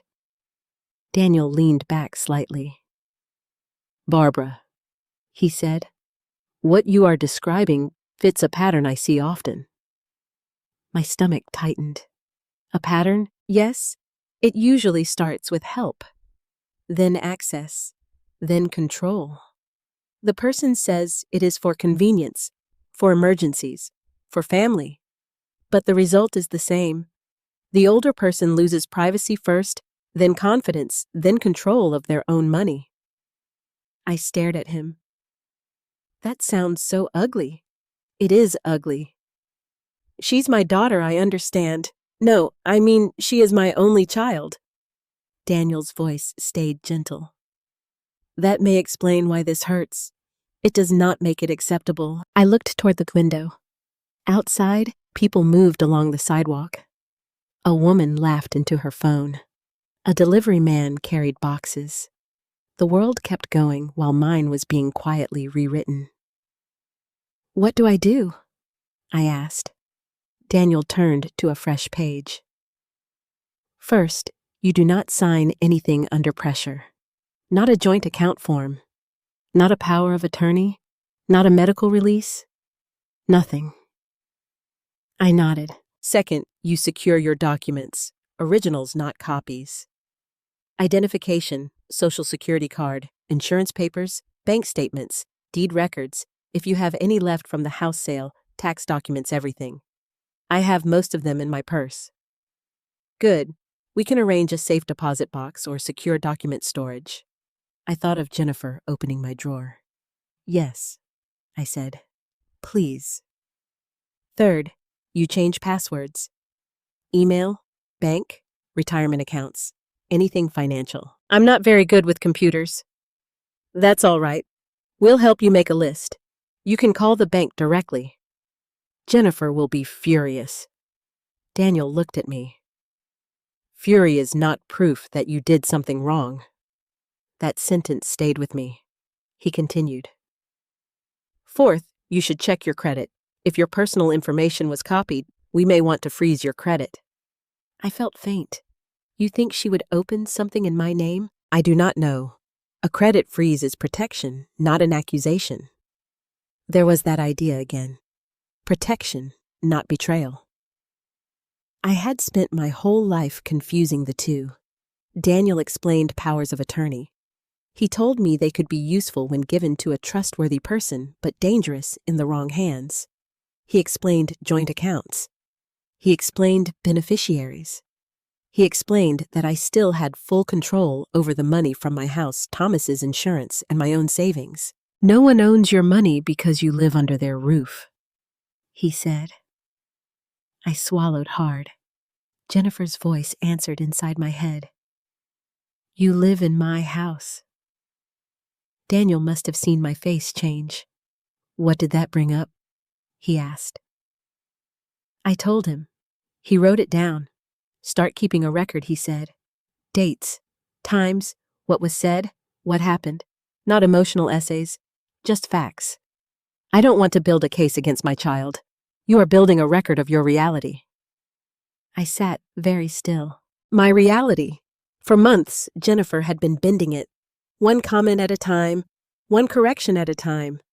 You're confused, you're sensitive, you're difficult, you misunderstood. You should trust me. Maybe writing things down would make the truth harder to steal. Then Daniel asked about my will. I stiffened. Thomas and I made one years ago. Who is your primary beneficiary, Jennifer? And if something happens to her Madison, do you still want that? My first instinct was to say yes. Of course, yes. A mother does not cut out her child because of a bad season. A grandmother does not punish a granddaughter for her mother's choices. But then I thought of Jennifer's hand pressing mine at the bank. I thought of Brian saying, you said moving her in would solve things. I thought of Thomas writing, keep your own name on your own money. I don't know, I whispered. Daniel did not rush me. I don't want Jennifer to be homeless, I said. Changing your estate plan does not require cruelty. I don't want to reward what she's doing. That is a different sentence. I looked at him. He was right. Those were two different things. For the next hour, we talked about options. I could leave Madison a protected amount for education or adulthood managed by someone other than Jennifer until she was older. I could leave Jennifer something smaller with conditions. I could give part of my estate to charity. I could create a fund. A fund, I asked, for a cause you care about. I almost laughed. I'm not rich. You don't need to be rich to be intentional. Intentional. That word made me think of Thomas. Every board measured, every nail placed, every piece of wood shaped with purpose. What kind of cause, I asked. Daniel shrugged. That depends on what you want your money to say after you're gone. My money had been speaking fear for months. Maybe it was time it spoke dignity. I thought of Claire asking if I was safe. I thought of the word elder and how much I had hated it. Then I thought of other women sitting in guest rooms holding purses under pillows, wondering when love had become a locked door. There should be places, I said slowly, for older people who need somewhere safe before things get worse. Daniel stopped writing and looked at me. There are some, he said, but not enough. I touched my wedding ring. Thomas would have liked that. Daniel nodded. Then we can explore it. By the time I left his office, I had signed nothing, giving anyone control. But I had signed papers allowing Daniel to help me review my estate plan. I had a list of steps. I had an appointment to update my will. I had a safe place for my documents. And I had something else. A boundary. Small, but real. When I returned to Jennifer's house, she was in the kitchen, scrolling through her phone. She looked up. You were gone a long time. I had errands. What errands? I set my purse down beside me, not on the counter. Personal ones. Her eyes narrowed. "Since when do you have secrets?" the old Barbara would have explained, apologized, softened the air. This Barbara took off her coat and hung it on the chair. "Since I remembered I'm allowed to have privacy." Jennifer stared at me. Then she smiled. Not warmly, dangerously. "Well," she said, "I guess Claire has been filling your head." I met her eyes. "No," I said. She helped me hear my own thoughts again. For a moment, Jennifer had no answer, but I could feel the storm gathering. And that night, when I opened my drawer and saw Jennifer had noticed the missing papers were gone, I knew peace in that house was over. The storm came 3 days later, not the kind with thunder at first. The sky had been heavy, all afternoon gray, and swollen, pressing low over Jennifer's neighborhood. The air smelled like wet pavement before the first drop even fell. I remember standing at the kitchen sink, rinsing a coffee mug, watching the maple tree in the backyard twist in the wind.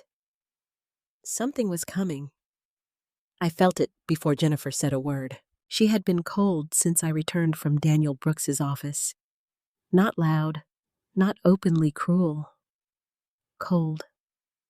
She stopped leaving little lists on the counter, but she also stopped saying good morning. She watched me when I walked through the house. She noticed when my purse stayed with me. She noticed when I no longer put my checkbook in the desk drawer. Jennifer had always been good at noticing what she could use. That afternoon, I had just written in the small notebook Daniel told me to keep. April 28th. Jennifer asked where I went. I said errands. She appeared angry. No direct threat. I closed the notebook and slid it into my purse. That was when Jennifer walked in. She was still in her work clothes, black pants, white blouse, hair perfect, but her face was tight in a way makeup could not soften. "Where are the papers?" she asked. I looked up. "What papers don't do that?" I set the mug in the drying rack. "I need you to be specific." She laughed once. No humor. "Oh, now you need specifics. Now you're talking like a lawyer." My stomach tightened. Brian came in behind her, loosening his tie. He did not look surprised. That told me they had discussed this before entering the room. Madison was home too. I had heard her upstairs earlier moving around in her room. The house had the strange quiet of people pretending not to listen. Jennifer put her purse on the counter. "I know you moved your documents. They're mine." They were organized. They were copied. Her eyes flashed. "For your safety." "No," I said, "for your access." Brian stepped forward. "Barbara, let's not make this dramatic." I turned to him. "Then stop treating my life like a business meeting." His mouth tightened. Jennifer pointed toward the hallway. "You live here, under my roof. Do you understand that?" "Yes," I said. "You remind me often. That roof costs money. I pay you every month. You help with groceries. That is not the same as carrying a household. Then give me an amount, in writing, fair and clear." She blinked. I could see she had not expected that. A vague debt is easier to weaponize than a written one. Brian looked at Jennifer. "This isn't about rent." I turned back to him. "Then what is it about?" Neither answered. Outside, rain began tapping against the windows. Jennifer's voice dropped. "Did you see a lawyer?" There it was. The real question. I picked up a towel and dried my hands slowly. Not because they were wet, because I needed a moment to remember I was not the same woman who had sat trembling in Alan Peterson's office. "Yes," I said. Jennifer's mouth opened slightly. Brian muttered, "Unbelievable." Jennifer stepped closer. "You went to a lawyer because of me. I went to a lawyer because of me. That woman put you up to this." "What woman?" "Claire." The name came out like poison. I folded the towel. Claire listened to me. She is not family. No, I said. She did not need to be. Jennifer flinched as if I had meant to wound her. Maybe I had. Or maybe truth simply cuts whoever stands too close to a lie. Brian rubbed his forehead. Barbara, you have to understand how this looks. How does it look, Brian? It looks like you're being influenced by outsiders. I laughed softly. I could not help it. Outsiders did not take me to a bank without telling me what I was signing. Jennifer's face went red. I was trying to protect you. You were trying to add yourself to my account. For emergencies. Outsiders did not take me to a bank without telling me what I was signing. Jennifer's face went red. I was trying to protect you. You were trying to add yourself to my account. For emergencies. You could have asked. I did ask. No, Jennifer. You arranged. Rain hit harder. The windows blurred. From the corner of my eye, I saw movement near the staircase. Madison stood halfway down, one hand on the railing, her face pale.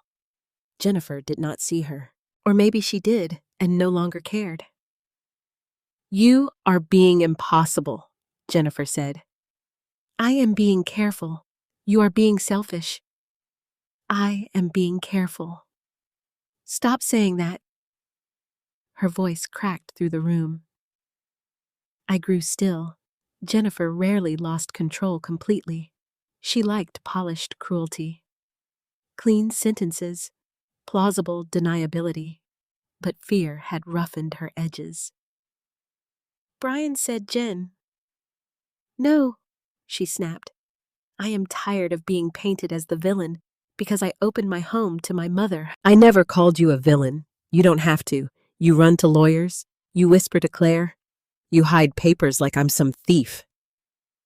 I looked at her. Are you? The word doctor opted into the room. Madison's fingers tightened on the railing. Jennifer stared at me. For 1 second, I saw the child she had been. The gap-toothed girl drawing heart-shaped windows. Then that child vanished. How dare you? She said. My voice shook, but I did not look away. I found copies missing. I found papers moved.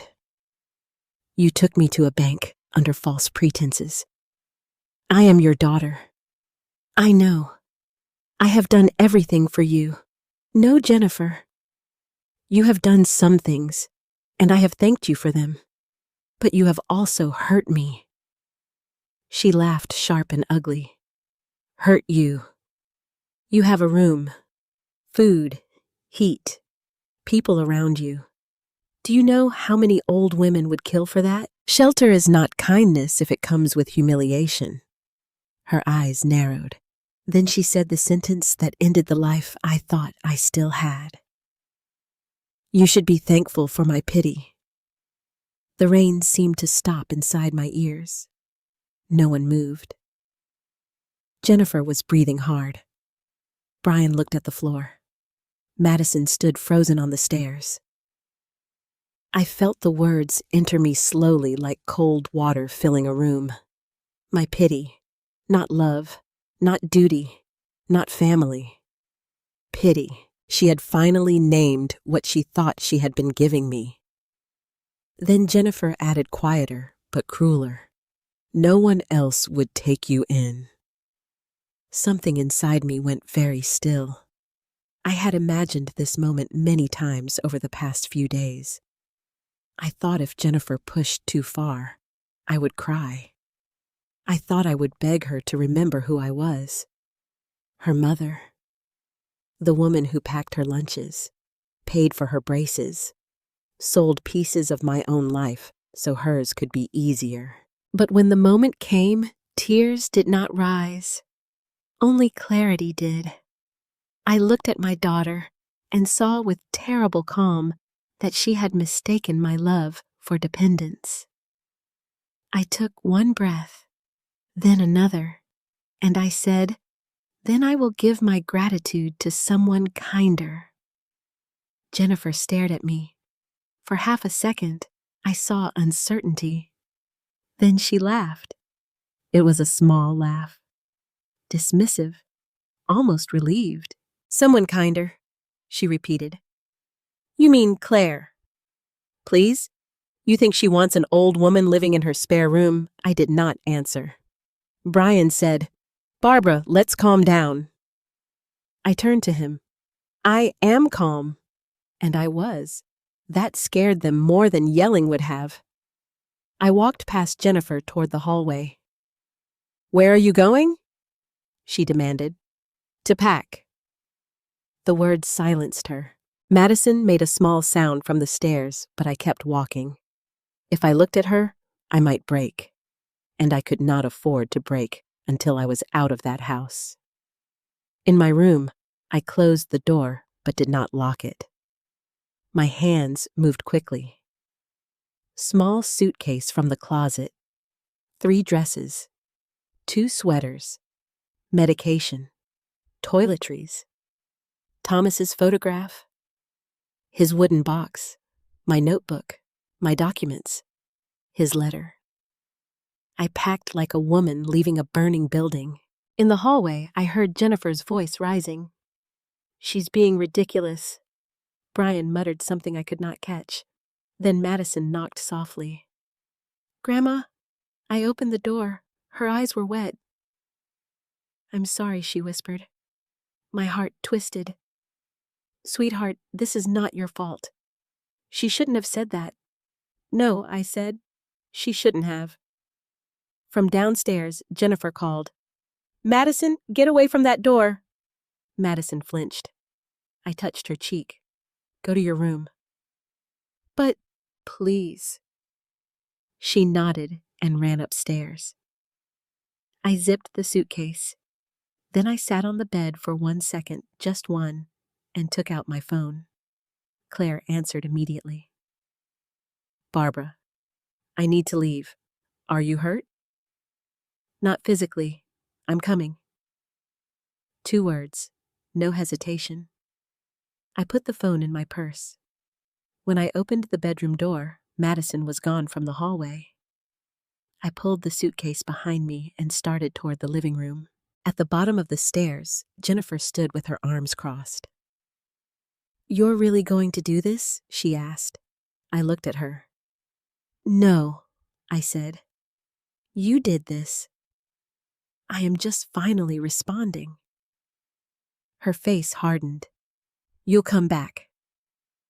I thought of Thomas' letter. I thought of Claire's question. Are you safe there? No, I said. I don't believe I will. As I reached the front door, I felt something shift inside my suitcase. I did not stop to check. Later, I would find it tucked between my sweaters, a folded note from Madison, and an old photograph of the 2 of us at the county fair, my arms around her small shoulders, both of us laughing with powdered sugar on our cheeks. On the back, in shaky handwriting, she had written, I still love you, Grandma. Please don't think I'm like her. That was the first thing that broke me, but not until I was safe. Claire arrived in less than 20 minutes. I know because I stood by the front window and watched every second stretch longer than it should have. Rain slid down the glass in crooked lines. My suitcase stood beside my right leg. My purse was pressed against my ribs. Thomas's wooden box was tucked under my arm like something alive. Behind me, Jennifer paced the living room. She had stopped laughing. That told me she finally understood I was not performing. Brian stood near the fireplace, with his hands on his hips staring at the floor, as if the carpet might offer him a solution. The carpet might offer him a solution. He had said almost nothing since I packed. That was Brian's way. He let Jennifer strike the match, then acted surprised when the room caught fire. You're making a mistake, had said almost nothing since I packed. That was Brian's way. He let Jennifer strike the match, then acted surprised when the room caught fire. You're making a mistake, Jennifer said. I did not turn around. No, you have no idea what you're doing. I know exactly what I'm doing. Claire is filling your head with nonsense. Claire is coming because I called her. Jennifer let out a short breath. You're choosing a stranger over your own daughter. That made me turn. A stranger did not call me a burden. I didn't call you a burden. Claire is coming because I called her. Jennifer let out a short breath. You're choosing a stranger over your own daughter. That made me turn. A stranger did not call me a burden. I didn't call you a burden. You didn't need to. Pity was enough. Her mouth tightened. For 1 second, I thought she might apologize. Not because she was sorry, maybe, but because she was scared. Sometimes people apologize when they feel the door closing on their control. But Jennifer did not apologize. She looked at my suitcase and said, "What about the money you promised to help with?" There it was. Not, "Mom, please don't go." Not, "I didn't mean it." Not, "Are you safe? Are you hurt? Can we talk?" The money? Something inside me settled into place. Painful, but clean. What money, I asked. The money from the house. You said you wanted to contribute. I have contributed. You know that isn't enough. Enough for what, Jennifer? She looked at Brian. Brian looked away. I stepped closer to her. Enough for groceries, heat. A fair share of household bills, or enough to fix whatever you and Brian have not told me? Her face went pale, so I knew. I did not yet know the numbers. I did not know the whole story. But I knew there was one. Brian cleared his throat. Barbara, this isn't the time. It became the time when my daughter tried to put her name on my account. Jennifer snapped. I was trying to keep this family afloat. The words came out before she could stop them. The whole room froze. Even Jennifer seemed startled by what she had admitted. Upstairs, I heard a door move softly. Madison was listening again. I kept my voice low. Then you should have asked me for help honestly. Jennifer's eyes filled. You would have judged me? I would have listened. No, you would have looked at me like Dad used to. That struck deeper than I expected. Your father saw clearly, I said. He made me feel small. No, Jennifer. Consequences made you feel small. Your father only pointed to them. Her face hardened again because truth had gotten too close. Headlights swept across the front window. Claire's car pulled up to the curb. Relief hit me so hard my knees nearly gave way. Jennifer saw it and hated it. She's not coming in, she said. This is not your decision. This is my house, and I am leaving it. The doorbell rang. No one moved. Then I walked to the door and opened it myself. Claire stood on the porch under a dark raincoat, her hair damp around her face. She looked past me once, quick and careful, taking in the room. The suitcase, Jennifer's expression, Brian's silence. Then she looked at me. Are you ready? 2 words. No drama. No judgment. Only readiness. Yes, I said. Jennifer pushed forward. You should be ashamed of yourself. Claire did not step inside. Jennifer. I'm here because Barbara asked me to come. She's confused. I felt my spine stiffen. Claire's voice stayed calm. She does not sound confused to me. She is grieving. She's vulnerable. You're taking advantage of her. Claire looked at me. Not Jennifer. Barbara, do you want to leave with me? Yes. Did anyone force you to call me no? Do you have your medications and documents? Yes. Claire nodded. Then let's go. Jennifer laughed bitterly. Oh, listen to you, like you're some rescue worker. Claire turned to her then. I'm a nurse, she said. I know distress when I see it. Jennifer's cheeks flushed. This is family business. No, I said. This is my life. I reached for my suitcase. Brian suddenly stepped forward. "Barbara, think about the family." I stopped and looked at him. "The family," I repeated. He swallowed. I said, "Family is not a reason to humiliate an old woman." His face changed. Shame, maybe, or irritation at being seen. I did not care which. I pulled the suitcase over the threshold. The wheels bumped against the doorframe. Claire reached for it, but I shook my head. "I can carry this part." She understood. Jennifer followed me onto the porch. Rain blew under the roof and dotted my glasses. "You'll be back," she said again, but this time her voice shook. I looked at her. She looked younger suddenly. Not innocent, just frightened. For a moment, my mother's heart reached toward her. It wanted to fix her face, mo'oth her hair, say, "We can talk tomorrow." She looked younger suddenly, not innocent, just frightened.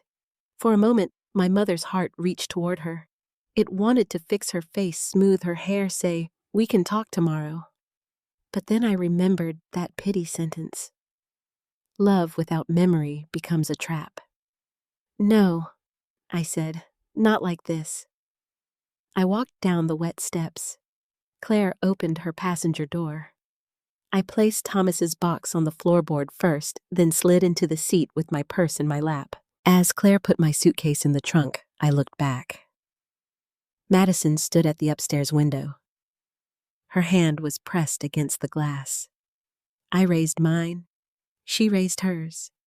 Then Claire got in and drove away. I did not cry until we turned the corner.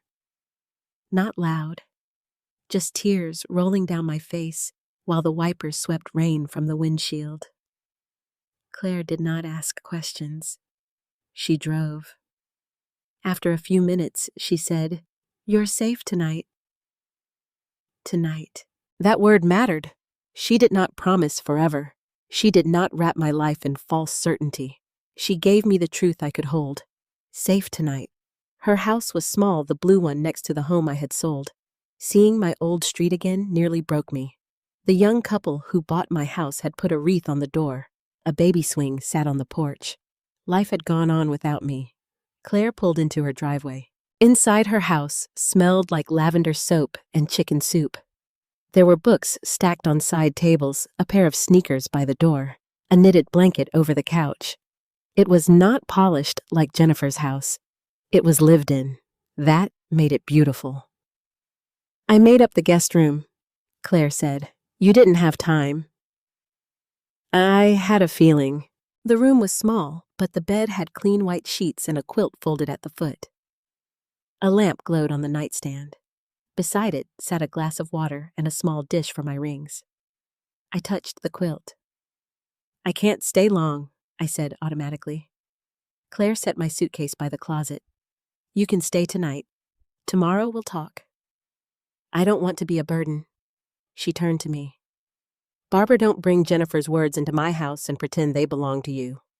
That was when I cried hard. Claire did not hug me right away. She waited until I reached for her. Then she held me while I shook like a child.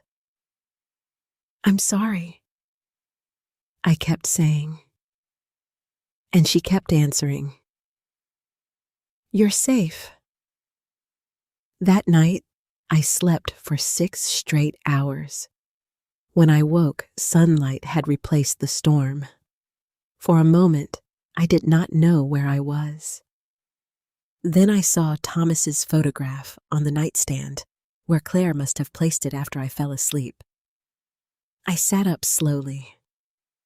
No one knocked to demand breakfast. No one asked where my papers were. No one told me I was confused. From the kitchen, I heard Claire humming softly. For the first time in months, the morning did not feel like something I had to survive. After breakfast, Claire took me to the community center where she volunteered twice a week. I almost refused, but she said, "You need to be around people who won't measure your worth by what you can give them." The center was in an old brick school building. Inside, older men played cards. Women drank coffee from paper cups. A retired teacher arranged donated books on a shelf. Someone had taped a sign near the entrance that read, "You are not alone here." I stood in front of that sign longer than I meant to. A woman named Ruth 82 told me her son had taken her car keys and then her checkbook. A man named Gerald said his daughter charged him rent to sleep in a basement room with no heat. Another woman squeezed my hand and said, "They make you feel crazy before they make you feel helpless." I looked around that room and understood something. My story was not rare. That made it sadder. And somehow less shameful. I helped stack books that afternoon. It was a small task. No one demanded it. No one mocked me for doing it. Ruth thanked me twice. On the drive back, my phone buzzed nonstop. Jennifer, Jennifer, Jennifer. Then, messages. "You embarrassed me. You need to come home. Claire is using you. We need to talk about the money." I turned the phone face down. Claire glanced over. "You don't have to answer today." So I didn't. That evening, Daniel called with the first review of my accounts. His voice was careful. "Barbara, we need to discuss a transaction." My hand tightened around the phone. "What transaction?" "There was a payment made from an old secondary account. It appears to have covered a utility bill under Jennifer and Brian's name." My heart sank. How? Did Jennifer ever have temporary access while Thomas was ill? I closed my eyes. Yes. During Thomas's last hospitalization, I had given Jennifer login information to help pay one medical bill because I was too exhausted to think. I had forgotten. Jennifer had not. Daniel said, "It may be small, but it matters." Small. That word again. All the cuts had been small. Until I was bleeding everywhere. I looked across Claire's kitchen table at Thomas's wooden box. Then I said, "Find out how many more." Daniel found 3 more transactions, not large enough to ruin me. That was what Jennifer would later say, as if theft became harmless when it stayed polite. But betrayal does not need a large number to leave a permanent mark. The first was a utility payment. The second was a car insurance payment under Brian's name. The third was a purchase at a home improvement store for nearly $400. All from the old secondary account I had used during Thomas's illness. Jennifer had once had the login. I had trusted her with it when my husband was in a hospital bed and I could barely remember to eat. She had kept access. That was the part that hurt. Not that she needed help. I would have helped if she had come to me as a daughter. I would have sat with her at a kitchen table, opened my checkbook, and asked, "How bad is it, honey?" But she did not ask. She reached. Daniel called while I was at Claire's kitchen table sorting donated books from the community center. Claire was making tea. The house was quiet, except for rain dripping from the gutters. "Barbara Daniels said I want to be careful with language. These payments appear unauthorized unless you gave verbal permission."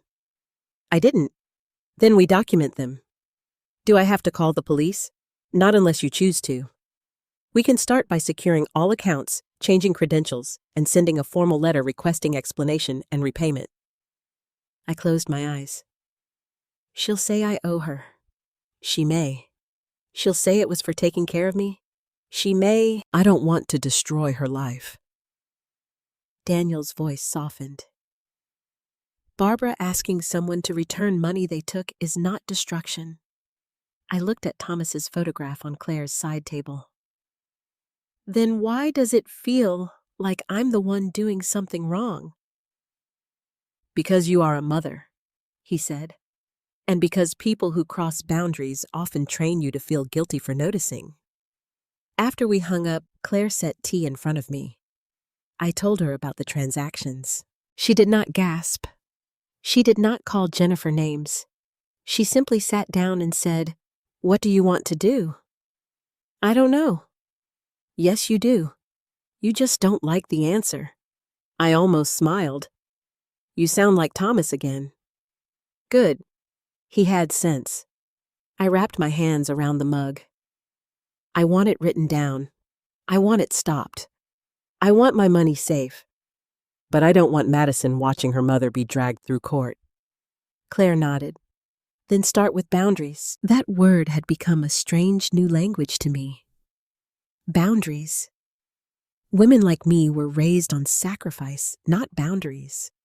We were praised for giving until our hands were empty, then praised again for not complaining.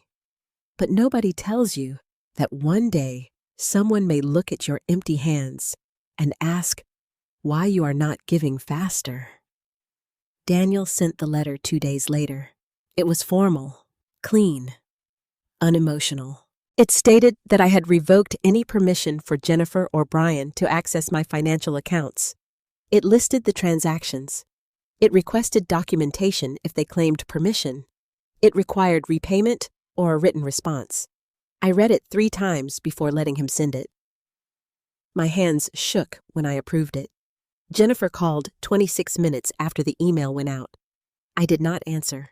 Then came the texts. Are you serious? You got a lawyer to threaten your own daughter? Those were household expenses. You lived here. You owe us more than that. Claire is behind this, isn't she? Then one more. If Dad could see you now, he'd be ashamed. That one made me sit down. Claire saw my face and took the phone gently from my hand. She read the message. Her eyes changed. Barbara, she said, Thomas would not be ashamed of you. I know, but my voice broke. Knowing does not stop the wound from opening. That afternoon, I decided to walk to the mailbox alone. It was only a short driveway, but I needed air. Claire was inside on a phone call with the community center. The sky had cleared, and the neighborhood smelled like wet grass. I had just pulled the mail from the box when Jennifer's SUV turned onto Claire's street. My whole body went cold. She parked crookedly at the curb and got out before I could reach the porch. Her face was flushed. Her hair was pulled back too tightly. She looked like someone who had cried, then decided anger was less humiliating. Mom, she said. I held the mail against my chest. Jennifer. She looked past me toward Claire's house. So this is what you've become. I did not answer. You send legal letters. Now I asked for the money to be explained and returned. It was not money. It was expenses. My account paid Brian's car insurance. She waved a hand. We were under pressure. You could have asked. You would have said no. You didn't give me the chance to say anything. Her eyes filled, but her voice sharpened. Do you know how insulting that letter was? Do you know how frightening the bank was? She looked away. For a moment, I saw the truth hit her. Then she shoved it aside. Where is she? Jennifer demanded. Claire. Don't say her name like she's family. The front door opened. Claire stepped onto the porch phone in hand. She had heard enough. Jennifer, she said evenly. You need to leave. Jennifer spun toward her. You do not get to tell me what to do. This is my property. She is my mother. Claire came down one step. And she is an adult. Jennifer laughed. You love saying that, don't you, makes it easier to manipulate an old woman? I flinched at the phrase. Old woman. Claire's face stayed calm. Barbara asked for help. I gave it. You want her money? The accusation hung there, ugly and desperate. Claire did not raise her voice. I have not taken $1 from Barbara. You expect me to believe that I don't need you to believe anything. I need you to stop shouting on my porch. A curtain moved in the house next door, then another across the street. Neighbors were watching. Jennifer noticed too. Her face tightened with embarrassment. Good, I thought, then felt ashamed for thinking it. Jennifer pointed at Claire. You are splitting up a family. Something inside me rose. Not loudly, not fast, but fully. No, I said. Both women looked at me. I stepped onto the walkway between them. No, Jennifer. Claire did not split this family. Your words did. Your choices did. The bank did. The money did. Her face twisted. Mom, no. You wanted me quiet. I was quiet. You wanted me useful. I was useful. You wanted me grateful. I was grateful. But then you wanted me powerless. The street seemed to hold its breath. Jennifer whispered, That is not fair. Neither was pity. Her eyes filled again. This time, I did not soften. I will not come back, I said. Not unless there is a real apology, repayment, and written boundaries. You will not have access to my accounts.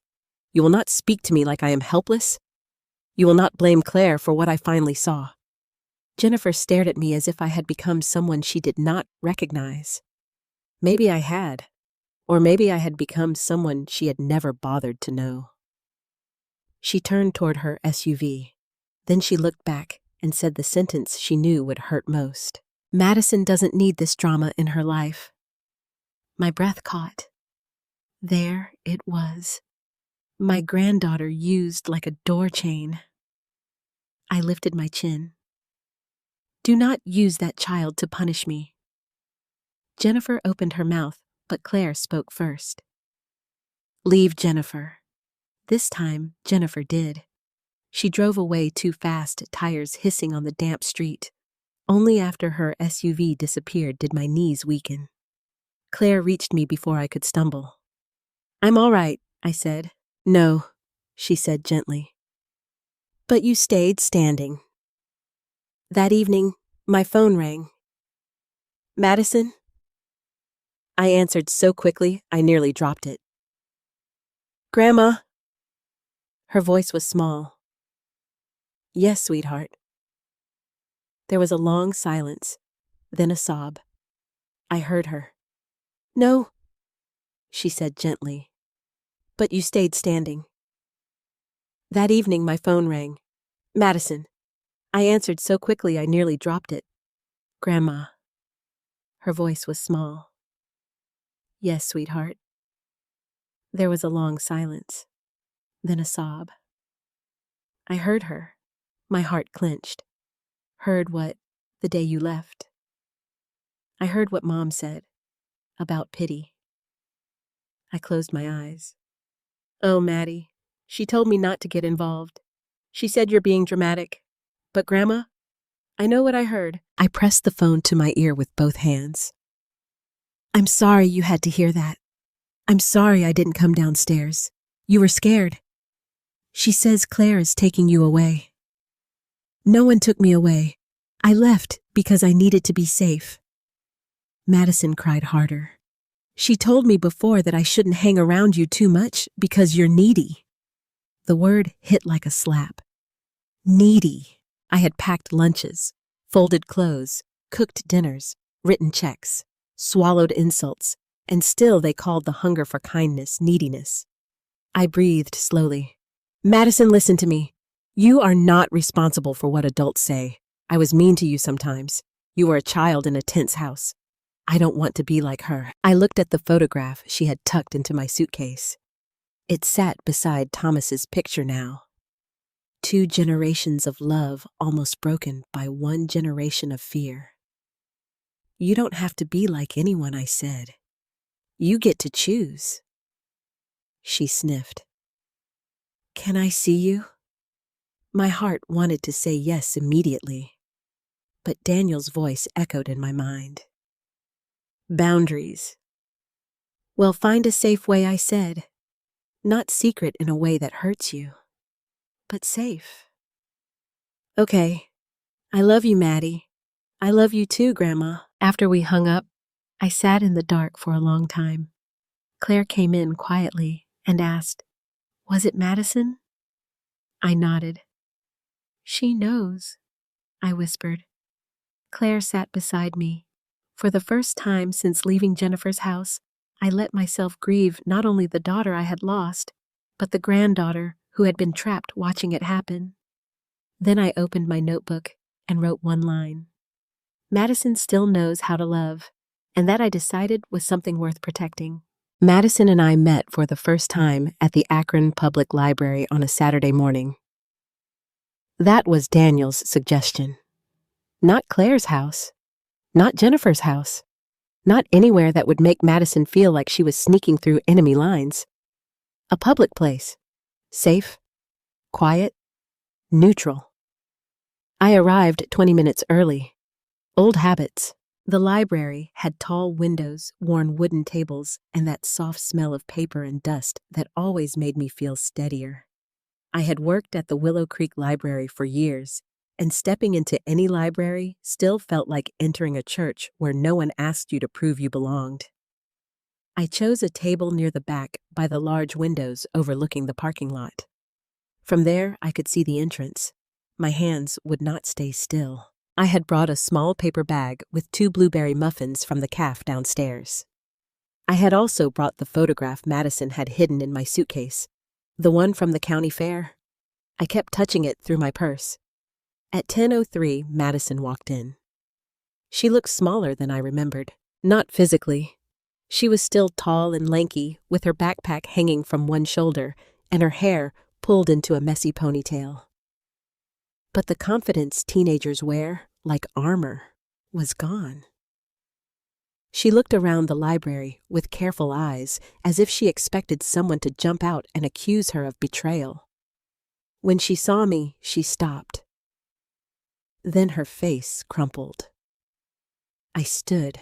She crossed the room fast, not running exactly, but close. The moment she reached me, she wrapped her arms around my waist and held on like she had when she was little. I'm sorry. She crossed the room fast, not running exactly, but close. The moment she reached me, she wrapped her arms around my waist and held on like she had when she was little. I'm sorry, she whispered. I closed my eyes and held her. Oh, sweetheart. I'm so sorry, Grandma. You came. That matters. I should have said something before. You were scared. She pulled back, wiping her eyes with her sleeve. I hated when Mom talked about you like that. I touched her cheek. Then remember how it felt. Don't carry it forward. We sat down. For a while, neither of us spoke. I pushed a muffin toward her. She gave a tiny laugh through her tears. You brought snacks. I touched her cheek. Then remember how it felt. Don't carry it forward. We sat down. For a while, neither of us spoke. I pushed a muffin toward her. She gave a tiny laugh through her tears. You brought snacks. I am still your grandmother. That made her cry again. People sometimes think healing is soft like sunlight through curtains. Sometimes it is awkward, choked, full of crumbs and tissues and not knowing where to put your hands. Madison picked at the muffin. Mom asked where I was going.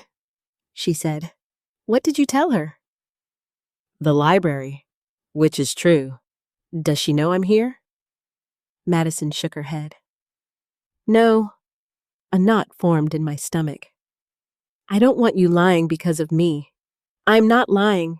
I am at the library. Maddie. She looked up. I kept my voice gentle. Secrets can become heavy. I don't want you carrying adult weight. Her eyes filled again. Then how am I supposed to see you? That question broke my heart because there was no easy answer. I don't know yet, I said honestly. But we will find a way that doesn't make you feel trapped. She nodded, but I could see the fear stayed. We talked for nearly an hour. Not about money at first, not about lawyers, not about Jennifer. We talked about school, her English teacher, a girl named Haley who had stopped speaking to her for reasons Madison still did not understand. the art class she secretly liked but pretended was boring. Then she asked about Thomas. Do you think Grandpa would be mad at Mom? I looked out the window. Thomas would have been more than mad. He would have been wounded, quietly, deeply. The kind of wounded that made him go into the garage and sand the same piece of wood for an hour. But I said he would be sad first. Thomas would have been more than mad. He would have been wounded, quietly, deeply. The kind of wounded that made him go into the garage and sand the same piece of wood for an hour. But I said he would be sad first. Madison nodded. Yeah. He loved your mother. I know. And love doesn't mean pretending someone didn't do harm. She looked at me, then really looked. Is that why you left? Yes. Because she harmed you. I took a breath. Yes. The words sat between us, heavy but clean. Madison's lower lip trembled. She says you're punishing her. No, I said, a punishment is when you try to make someone suffer. A boundary is when you stop letting them make you suffer. She stared at the table. I don't want to be like that, she whispered. You get to choose, every day, in small ways. What if it's already in me? That question hurt most of all. I reached across the table and took her hand. Cruelty is not inherited like eye color, but habits can be taught. So can kindness. She squeezed my hand. After a while, I took out the county fair photograph and slid it toward her. I found this. She covered her mouth. I put it in your suitcase, she said. I know. I thought if you saw it later, you'd know I didn't hate you. I never thought you hated me. I was mean. Sometimes. She looked ashamed. I continued. But sometimes children copy the weather in the house. If it storms long enough, they forget sunshine is normal. She cried quietly. I let her. Before we left, she asked, Can we do this again? Yes. When? Next Saturday if it's safe. She nodded quickly. And Maddie? Yeah. If your mother asks directly, don't lie in a way that puts you in danger. Call me. We'll figure it out. She hugged me again at the front doors. When she walked away, I felt both lighter and more afraid. Because now Jennifer had something else to lose control over. And Jennifer did not respond well to losing control. I learned that 2 days later. Daniel called me Monday afternoon. Barbara, he said Jennifer came to my office. I was sitting in Claire's living room, folding donated sweaters for the community center. My hands stopped. What? She arrived without an appointment and demanded information about your will. A chill went through me. What did she ask? Whether she had been removed, whether Claire was named, whether Madison was still included, whether I had pressured you. I closed my eyes. Claire, sitting across the room, looked up. Daniel continued. I told her I could not discuss your legal affairs. She became upset. Upset how angry. Not violent, but loud enough that my receptionist nearly called building security. I pictured Jennifer in that polished hallway, losing her composure in front of strangers.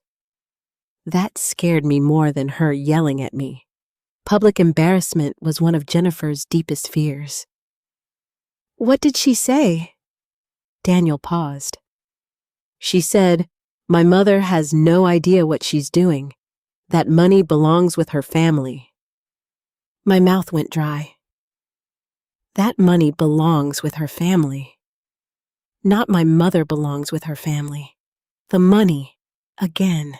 Daniel's voice softened. Barbara, I think it is important you understand something.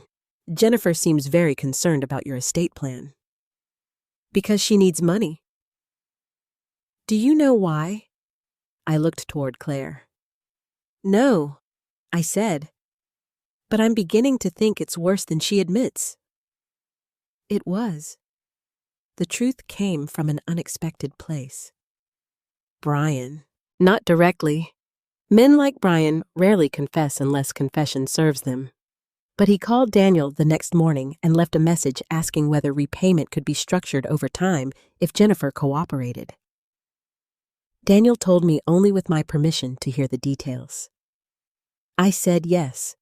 Brian admitted he and Jennifer were under financial pressure. Not just credit cards, not just late bills, a failed house flipping investment, a second mortgage, personal loans, a balloon payment due in 60 days. Jennifer had believed the money from my house would save them. My house. Thomas's house. The place we had built a life sold after grief hollowed me out and entrusted to savings because I thought my old age would be quiet.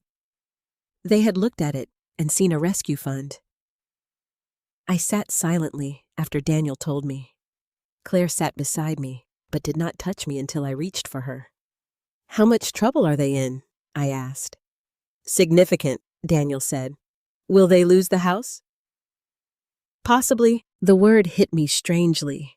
I did not feel satisfaction. I did not feel revenge.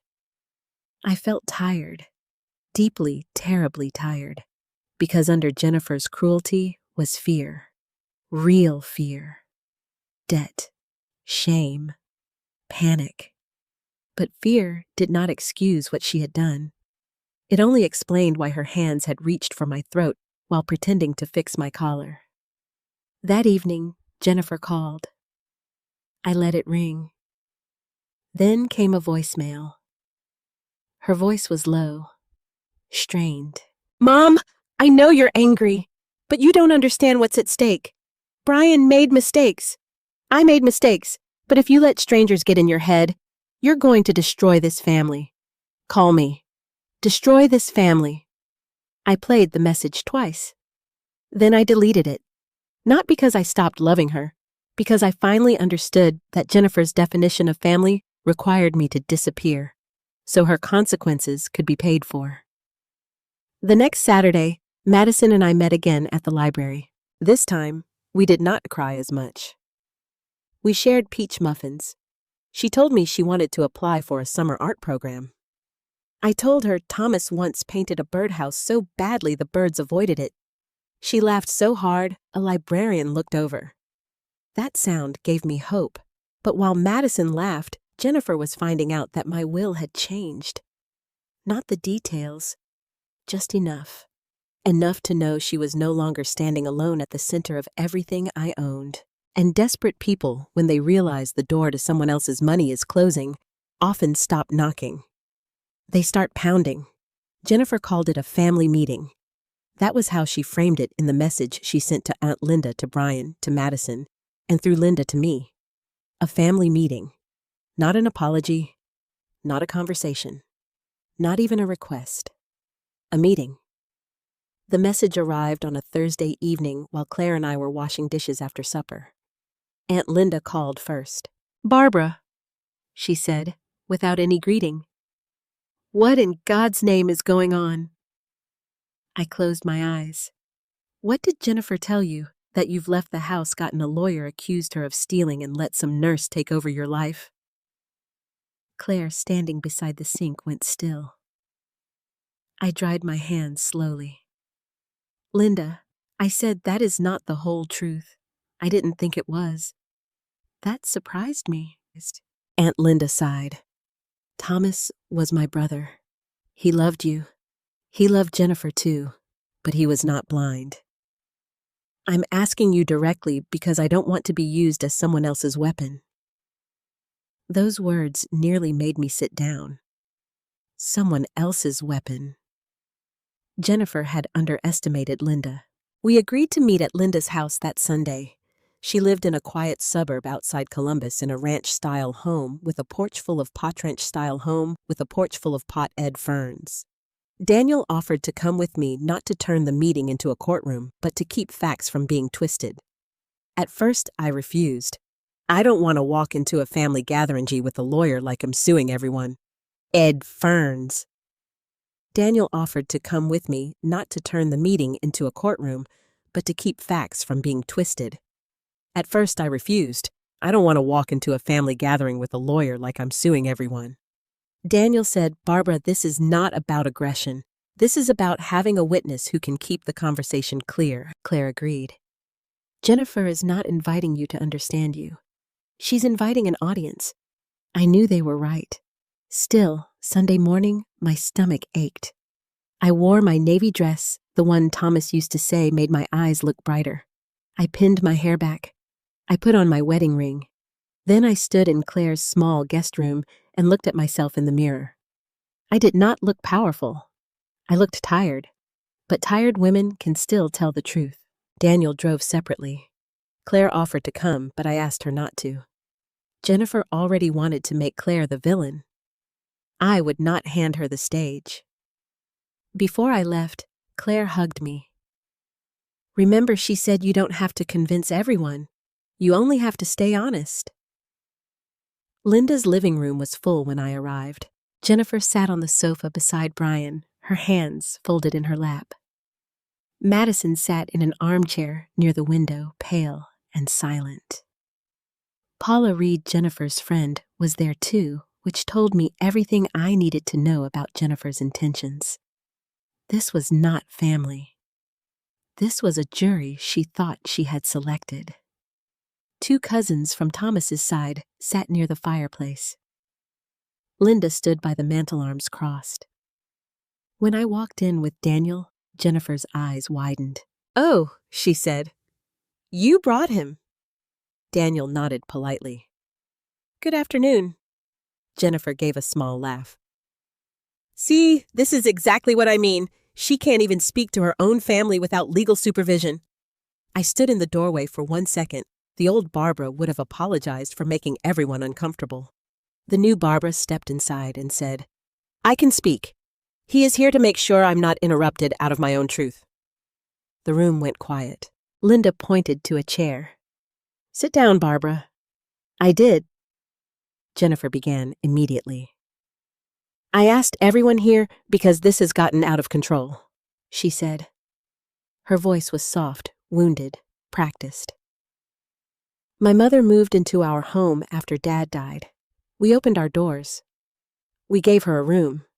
We included her in our family. And then suddenly, after reconnecting with this neighbor Claire, she left in the middle of a storm and started sending legal letters." Paula shook her head sympathetically. Jennifer noticed and continued. "I have been painted as some kind of monster because I asked reasonable questions about Mom's finances. She is getting older. She gets overwhelmed. Brian and I were trying to help." I looked at Madison. Her eyes were on the floor. Jennifer's voice trembled. "Now she's changed her will, cut me out for all I know, and is accusing me over household expenses. I don't know who my mother is listening to, but it is tearing this family apart." She wiped a tear. A perfect tear, the kind that arrives on cue. Linda looked at me. "Barbara." I took a breath. "I am not here to destroy Jennifer," I said. "I am here because I am tired of being described as confused every time I say no." Jennifer's face tightened. I opened my purse and took out my notebook.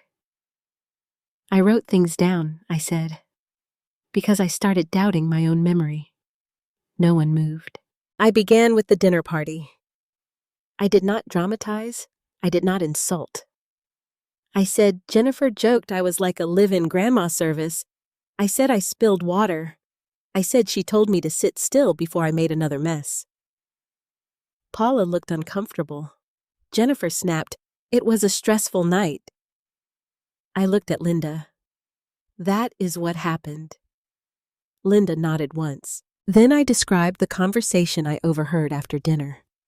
Brian and Jennifer discussing the house money, the power of attorney. Jennifer saying I was soft and scared of being alone. Brian's head dropped. Jennifer turned on him. "Brian!" He did not look at her. I continued. I described the bank appointment, Alan Peterson, the joint owner form, Jennifer telling him I got confused sometimes, her hand pressing mine under the desk. Linda's mouth tightened. One cousin whispered, "Good Lord." Jennifer stood. "You're making it sound sinister." Daniel spoke for the first time. Mrs. Walker, a joint owner, would have had full access to Barbara's funds. Mrs. Knight was not informed beforehand that this was the purpose of the appointment. Jennifer glared at him. "You don't know what we discussed privately." I looked at her. "Then say it. Look at me and say, I asked you to become joint owner of my savings." She opened her mouth. Nothing came. The silence answered for her. Then I placed printed copies of the transactions on Linda's coffee table. The utility payment, Brian's insurance, the home improvement purchase. "These came from my account," I said, "without my permission." Brian rubbed both hands over his face. Jennifer said, "Those were family expenses." "No," I said, "they were your expenses." Her eyes flashed. "You lived with us, and I paid you every month. Not enough." "Then you should have said, 'Mom, we need more help.' Instead, you took—" The room went still again. Then Linda asked the question that changed everything. "Jennifer, did you tell your mother she should be thankful for your pity?" Jennifer's face drained. Madison let out a small sob. Linda turned toward her. "Madison," Jennifer snapped, "do not drag my daughter into this."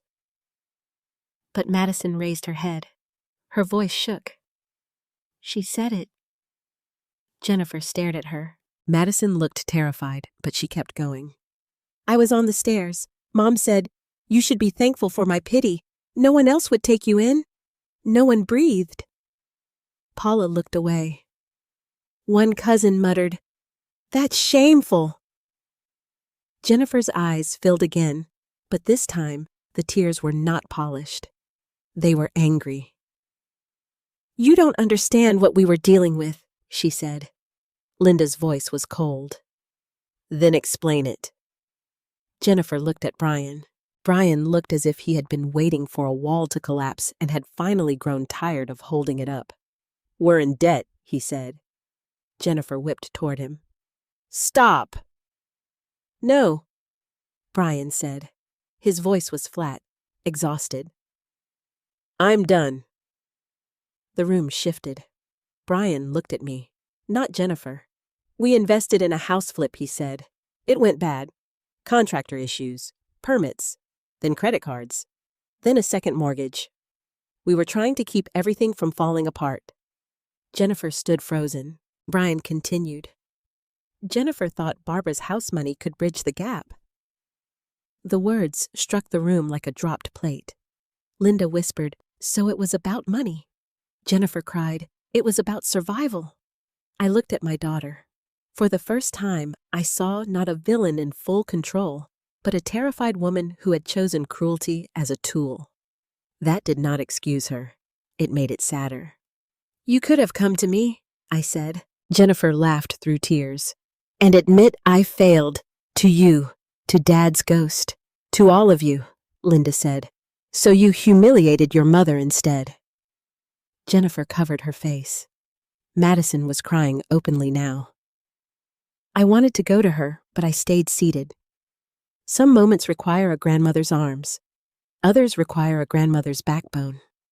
I said, "I did not come here to shame Jennifer. I came here so the truth would not be buried under a story where I am helpless and Claire is greedy." Paula stood quietly. "I think I should go." Jennifer looked betrayed. "Paula." Paula shook her head.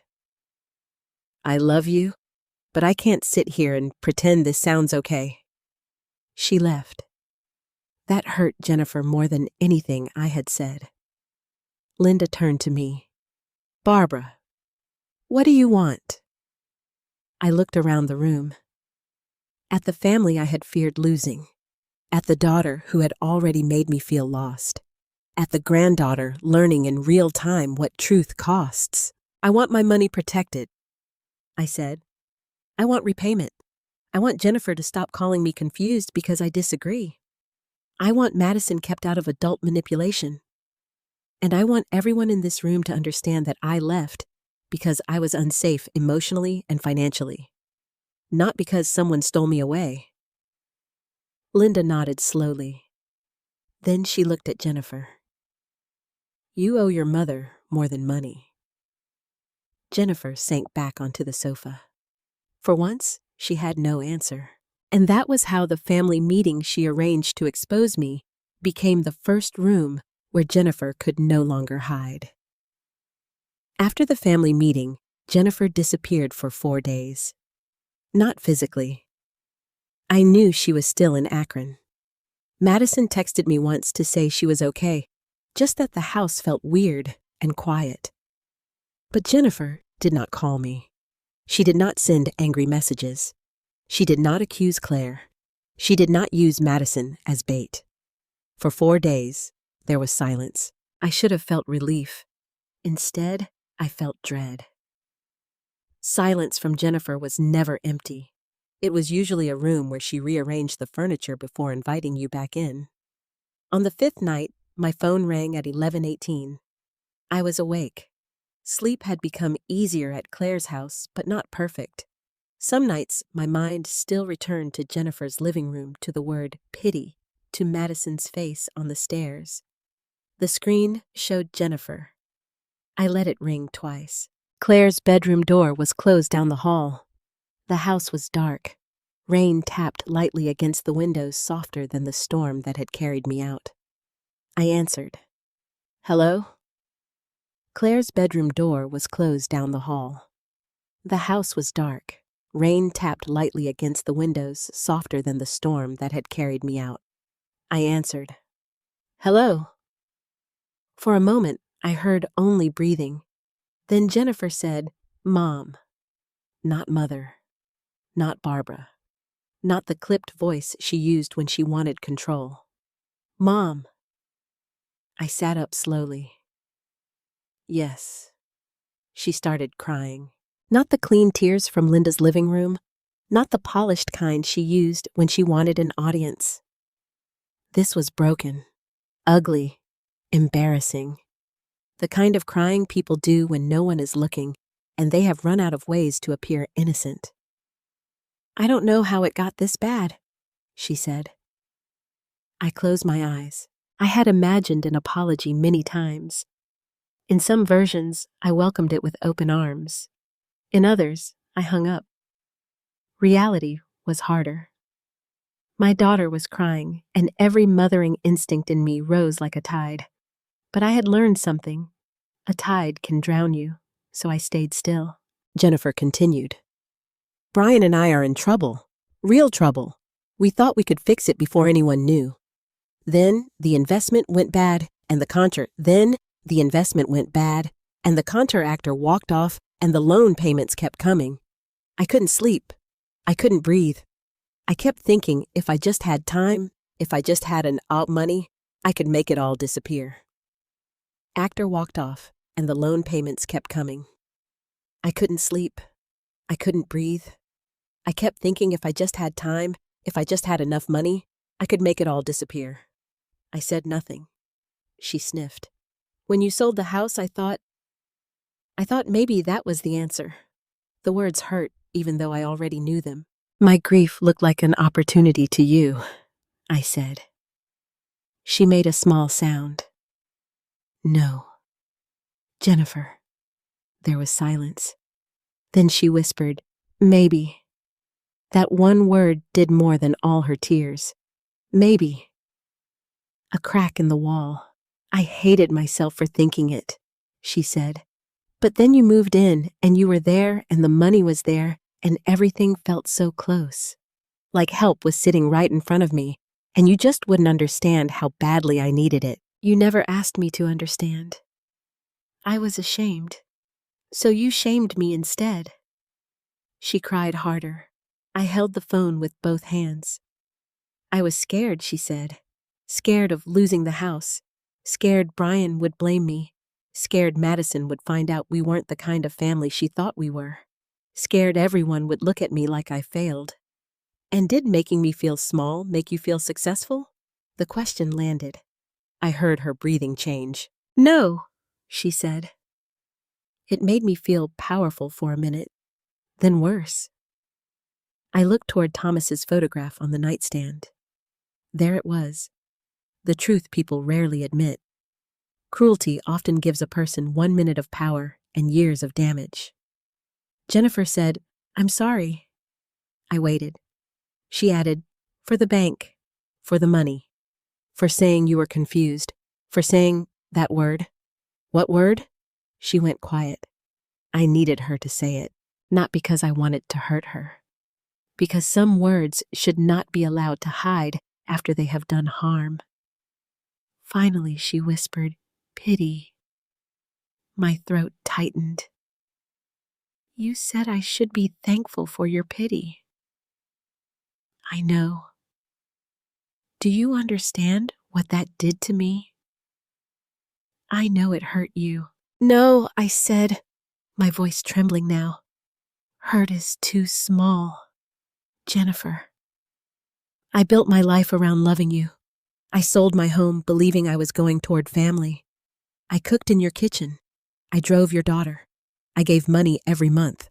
I swallowed jokes, corrections, cold looks, and still told myself you were stressed.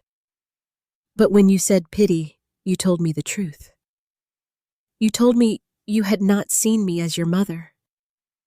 You had seen me as something you were tolerating." She sobbed. I kept going, because if I stopped, I might never say it again. That word killed something in me.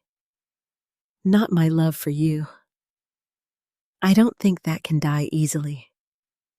But it killed my trust in your tenderness. On the other end, Jennifer was silent. Then she said, "Can I fix it?" I looked down at my wedding ring. "No." Her breath caught. I continued. "Not all of it. Not quickly. Not with tears." "Then what do I do? For once?" I said, "You take responsibility without demanding that I make you feel better." That was the first boundary of the call. There would be more. The next day, Jennifer met Daniel and me in his office. Brian came too. He looked older than he had 2 weeks before. Debt had stripped the salesman polish from him. Jennifer wore no makeup. That surprised me. She looked tired, frightened, and human. Daniel had prepared documents, a repayment agreement, a written statement that Jennifer and Brian would no longer request access, or interfere with my accounts, a confirmation that all passwords and financial permissions had been changed, a plan to repay the unauthorized transactions over 6 months.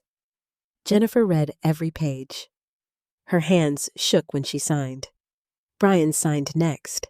Then Daniel slid one more page forward. "This acknowledges that Barbara's estate planning is private," he said.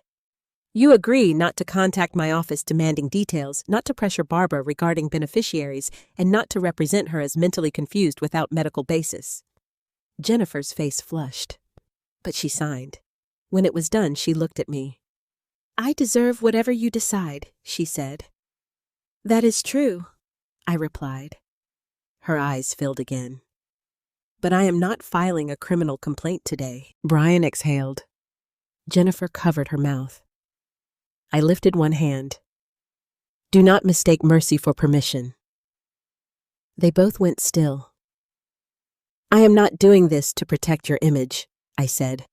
"I am doing it because Madison deserves a mother who has a chance to become honest before she becomes bitter. But if either of you touches my accounts again, pressures me again, or uses Madison against me, Daniel already knows what to do." Jennifer nodded quickly. "I understand." I hoped she did, but hope was no longer a plan.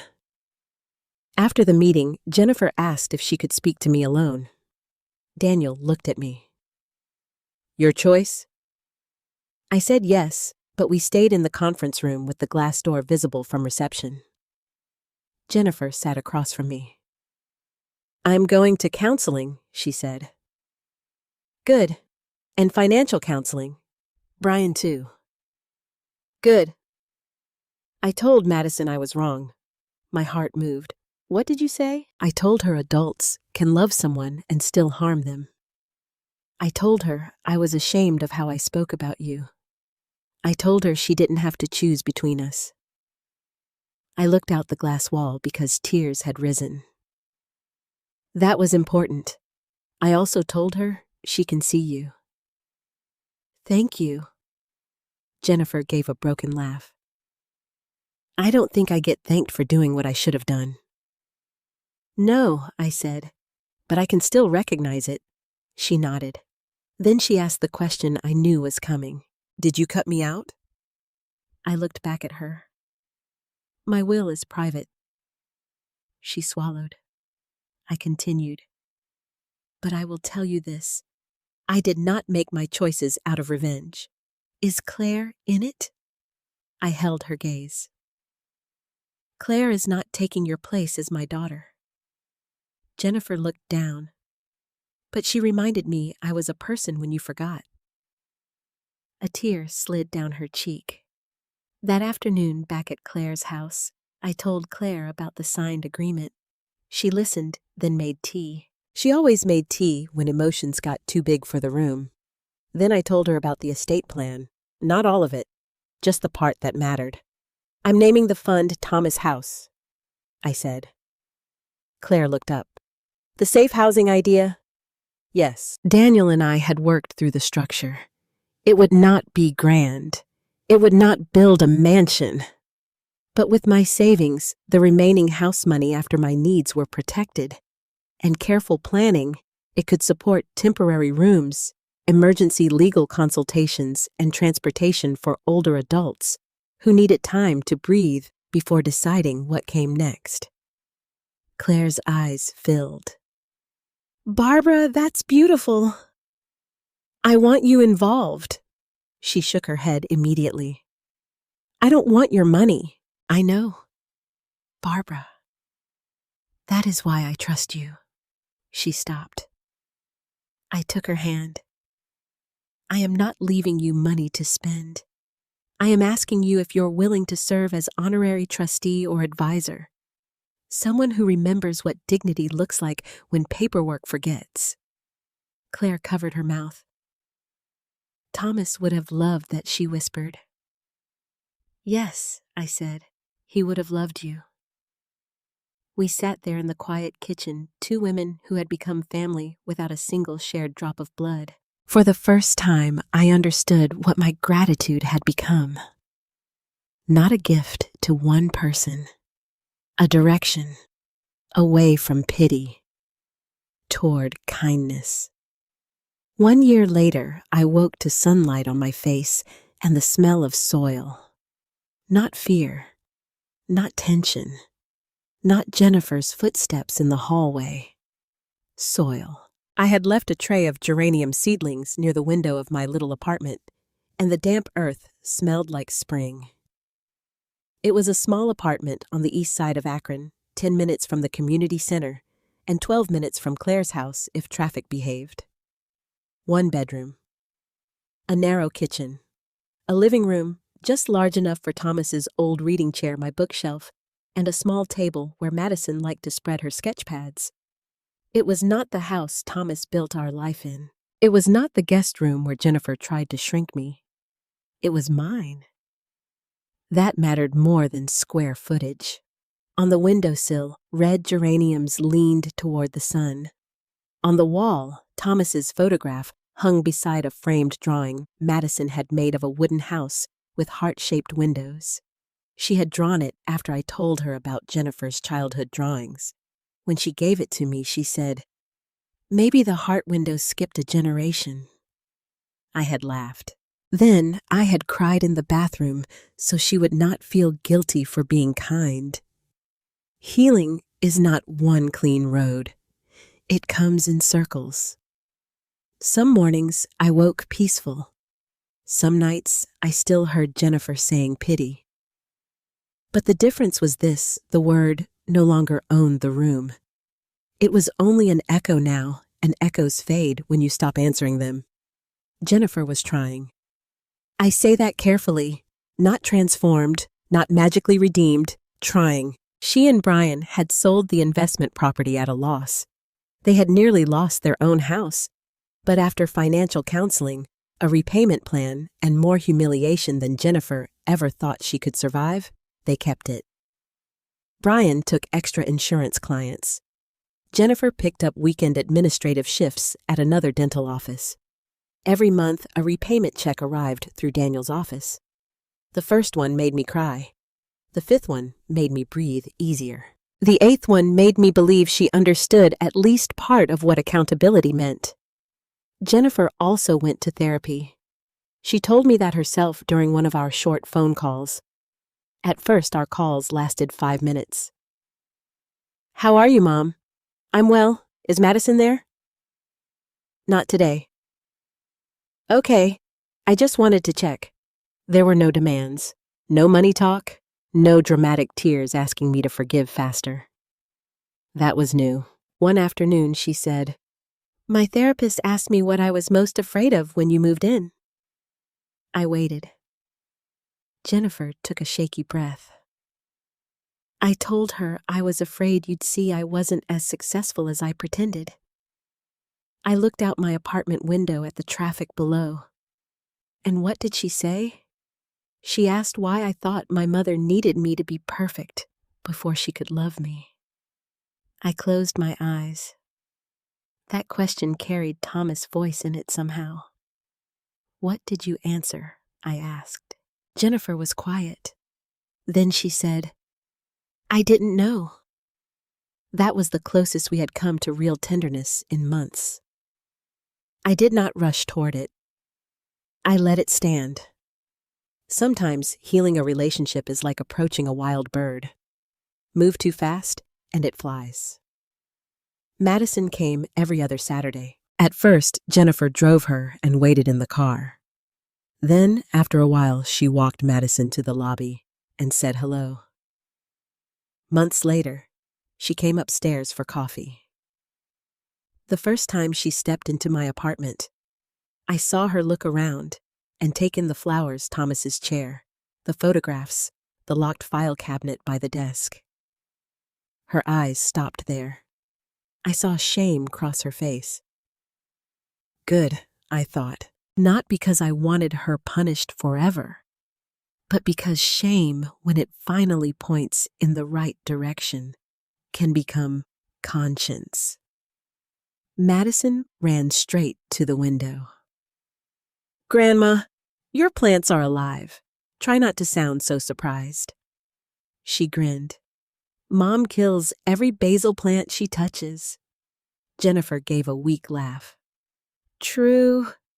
That small laugh sat between us like a fragile dish.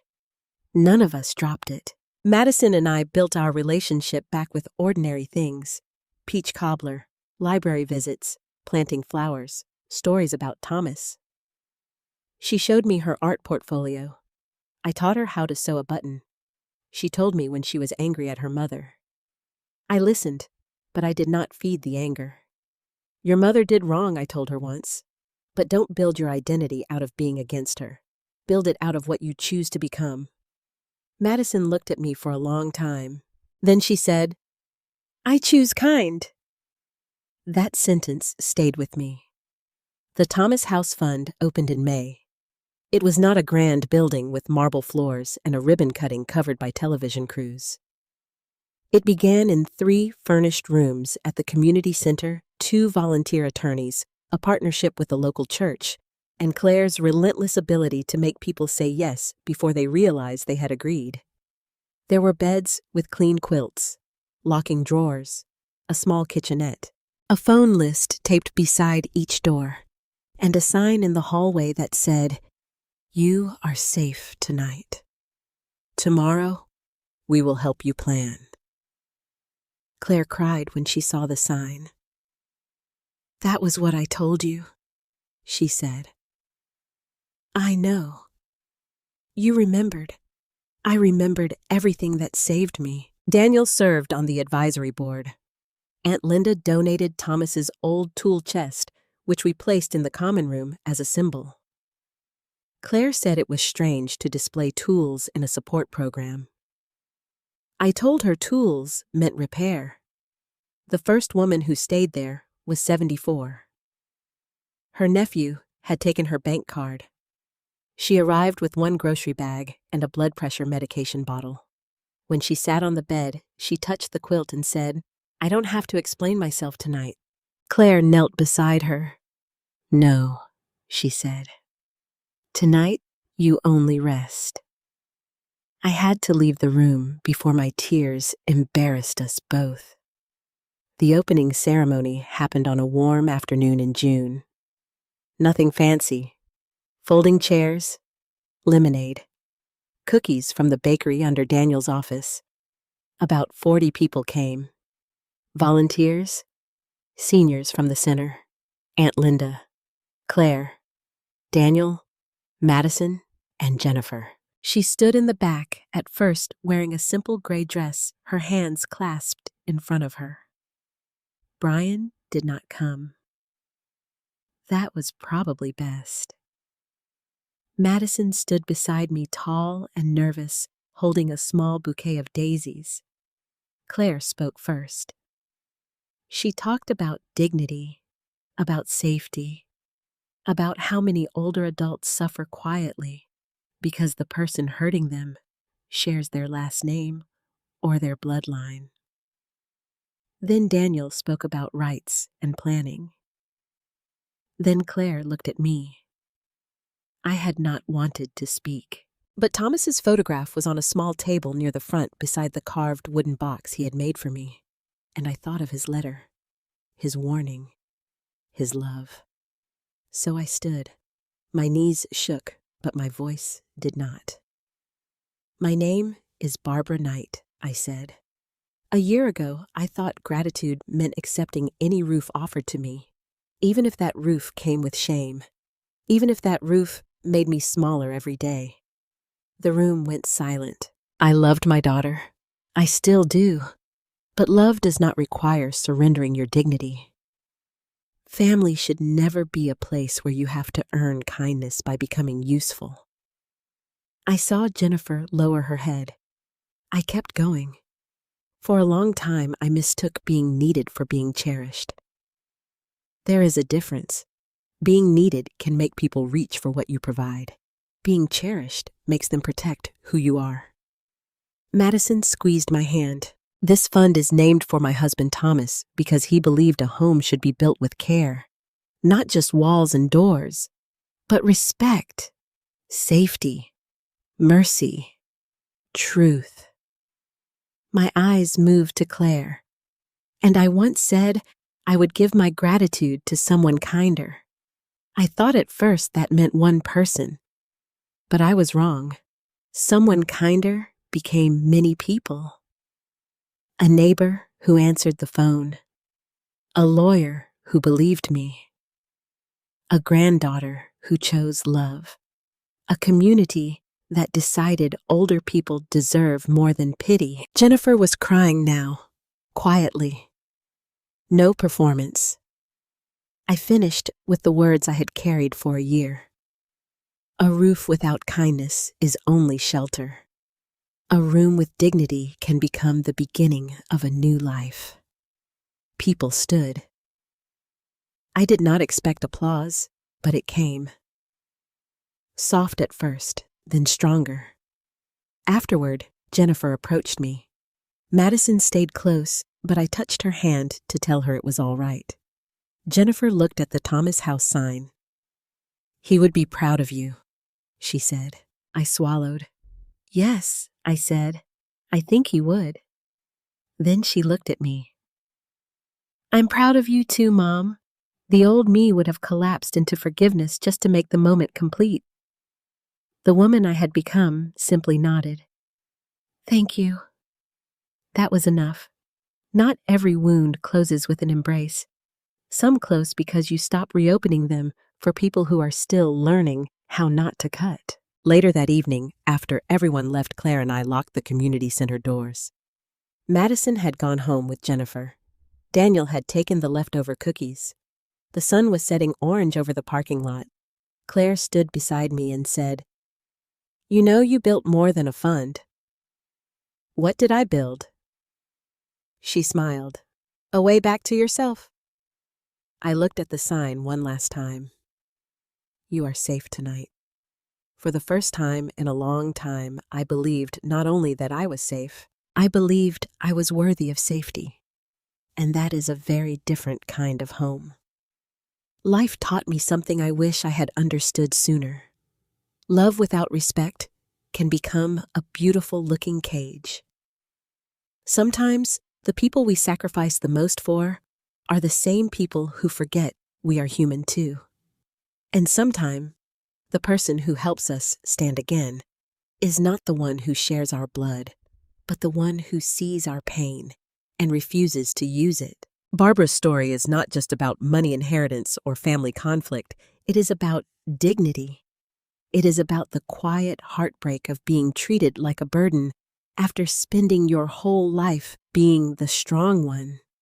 It is about learning that gratitude should never be demanded by someone who humiliates you.